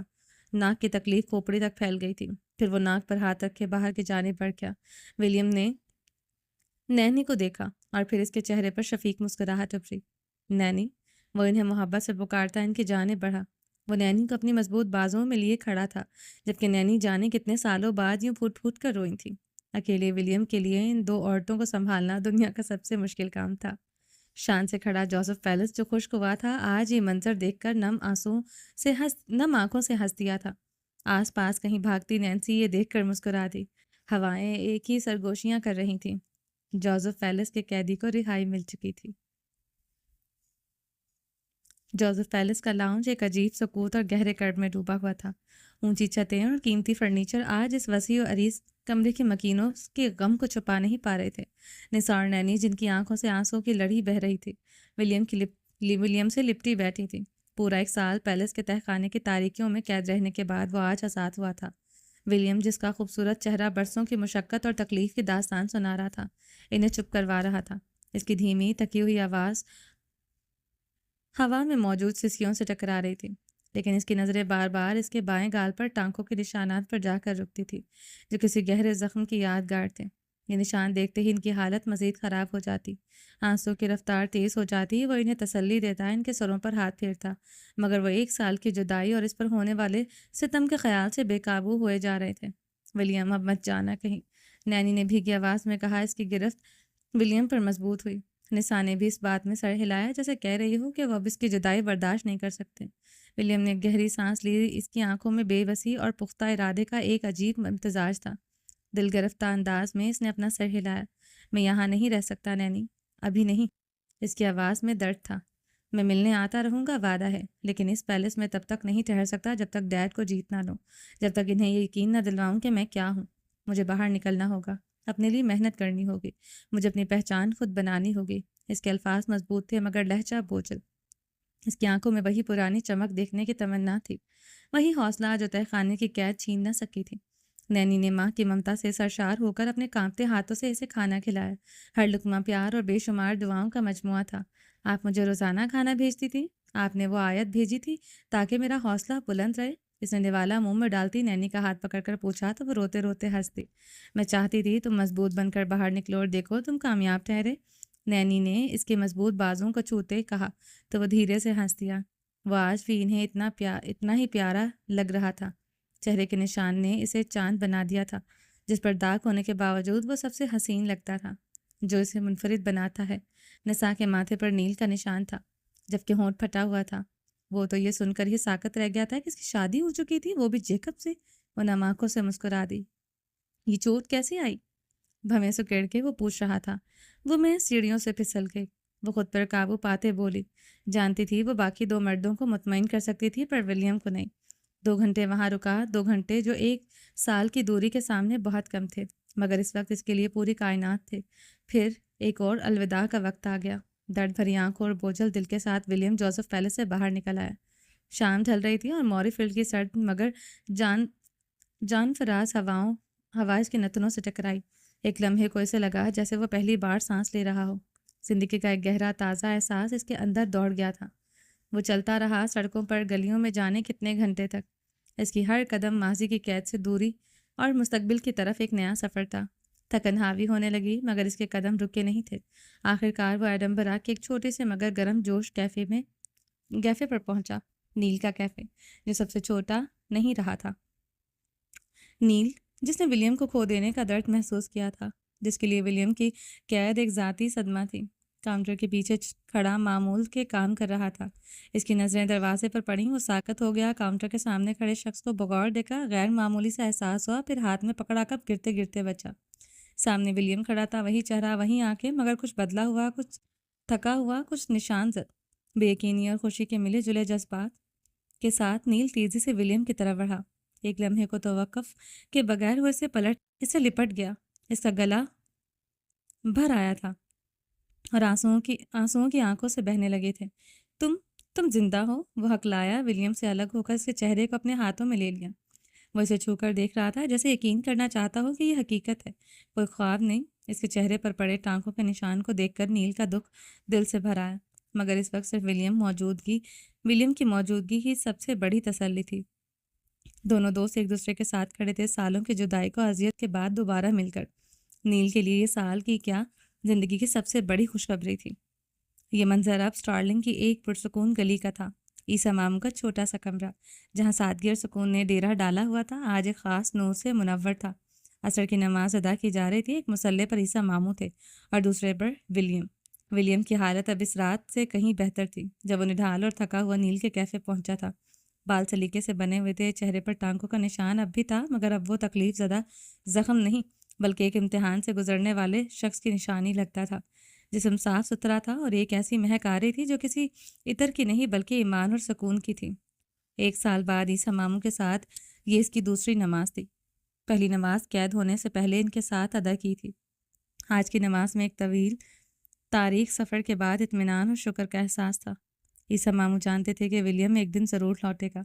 انہیں اس کی روح کی مضبوطی پر یقین تھا۔ سلام پھیرنے کے بعد دونوں مسلوں پر بیٹھے کچھ دیر ذکر کرتے رہے، پھر عیسیٰ ماموں نے مڑ کر ولیم کو دیکھا۔ ان کی آنکھوں میں بے پناہ محبت، فخر اور اطمینان تھا۔ وہ اٹھے اور ولیم کو ایک بار پھر گلے لگا لیا۔ یہ گلے ملنا صرف جسموں کا ملنا نہیں تھا، بلکہ دو روحوں کا روحانی سفر میں ایک دوسرے کو پہچاننا تھا۔ عیسیٰ ماموں نے اسے خود سے الگ کیا، اپنے کانپتے ہاتھوں سے ولیم کے چہرے کو چھوا۔ ان کی آواز جذبات سے بھاری تھی۔ معرفت کا تاج تم نے سجا لیا ہے ولیم، تم سے بڑا شہنشاہ کوئی نہیں۔ دنیا کے تخت عارضی ہوتے ہیں، دلوں پر بادشاہی ابدی ہے۔ ان کی آنکھوں میں نمی تھی۔ ولیم کی آنکھیں بھی نم ہو گئی، اس نے جھک کر عیسیٰ ماموں کے دونوں ہاتھ تھام لیے، وہ ہاتھ جنہوں نے اسے زندگی کی تاریکیوں میں راستہ دکھایا تھا۔ آپ نہ ہوتے عیسیٰ ماموں تو شاید میں یہ راستہ کبھی طے نہیں کر پاتا۔ یہ آپ کی دعا اور رہنمائی ہے جس نے مجھے سنبھالے رکھا ہے۔ اس کی آواز عقیدت اور تشکر سے لرز رہی تھی۔ ان کی گفتگو مختصر تھی، مگر اس میں وہ گہرائی تھی جو وہ برسوں سے تعلق روحانی رشتے پیدا ہوتے ہیں۔ کمرے میں موجود سادگی اور سکون ان کے پاکیزہ رشتے کی گواہی دے رہے تھے۔ اس کا ایمان بدل گیا تھا، پہلے سے مضبوط ہو گیا تھا، پر عیسیٰ ماموں کو اب وہ پہلے والا ولیم لگا، جہاں سنس کر اپنے باپ کی حالت بتا رہا تھا۔ جو انہیں بتا رہا تھا وہ مکہ مار کر جارج کی ناک پھوڑ آیا تھا، اور مزید بتا رہا تھا کہ اسے مسٹر جوزف سے اپنے ڈاکومنٹس حاصل کرنے ہوں گے تاکہ وہ پاکستان جا سکے، اور یہ تبھی ہوگا جب وہ انہیں جیت لے گا، اور اسے یہ جلد از جلد کرنا ہوگا۔ نہ تو وہ خود کو نیک اور مومن سمجھتا تھا، اور نہ اس کے ساتھ والے۔ اگر اس کے اندر سے وہ نرمی نکال دو جو ابھی نظر آ رہی ہے، تو وہ اپنی جسامت اور اپنے چہرے کے نشان سے کسی مافیا ٹیم کا سرگنا گنڈا لگتا، لیکن سچ شکر اس کی وہ نرمی قائم رہی۔ چلیں جی، باقی کا نیکسٹ پارٹ میں کنٹینیو کرتے ہیں۔ اگر آپ کو ایپیسوڈ اچھی لگ رہی ہے تو پلیز لائک کامنٹ میں مجھے لاسٹ میں بتائیں کہ آپ لوگوں کو ایپیسوڈ کیسی لگ رہی ہے۔ میں آپ لوگوں کے لیے سب سے پہلے بیٹھ کے ریکارڈ کر رہی ہوں، اور میری محنت کو تھوڑا سا اپریشیٹ کر دیا کریں۔ آپ لوگوں سے اور کچھ بھی نہیں چاہتی، صرف ایک چھوٹا سا لائک اور کامنٹ چاہتی ہوں، ٹھیک ہے؟ اور چلیں جی، اب خوش ہو جائیں، ولیم ہو گیا آزاد، اور اب نیکسٹ ایپیسوڈ میں دیکھتے ہیں، نیکسٹ پارٹ میں کہ آگے کیا ہوتا ہے، ٹھیک ہے؟ چلیں جی، اپنا ڈھیر سارا خیال رکھیے گا، دعا میں یاد رکھیے گا۔ اللہ حافظ، ملتے ہیں نیکسٹ پارٹ میں۔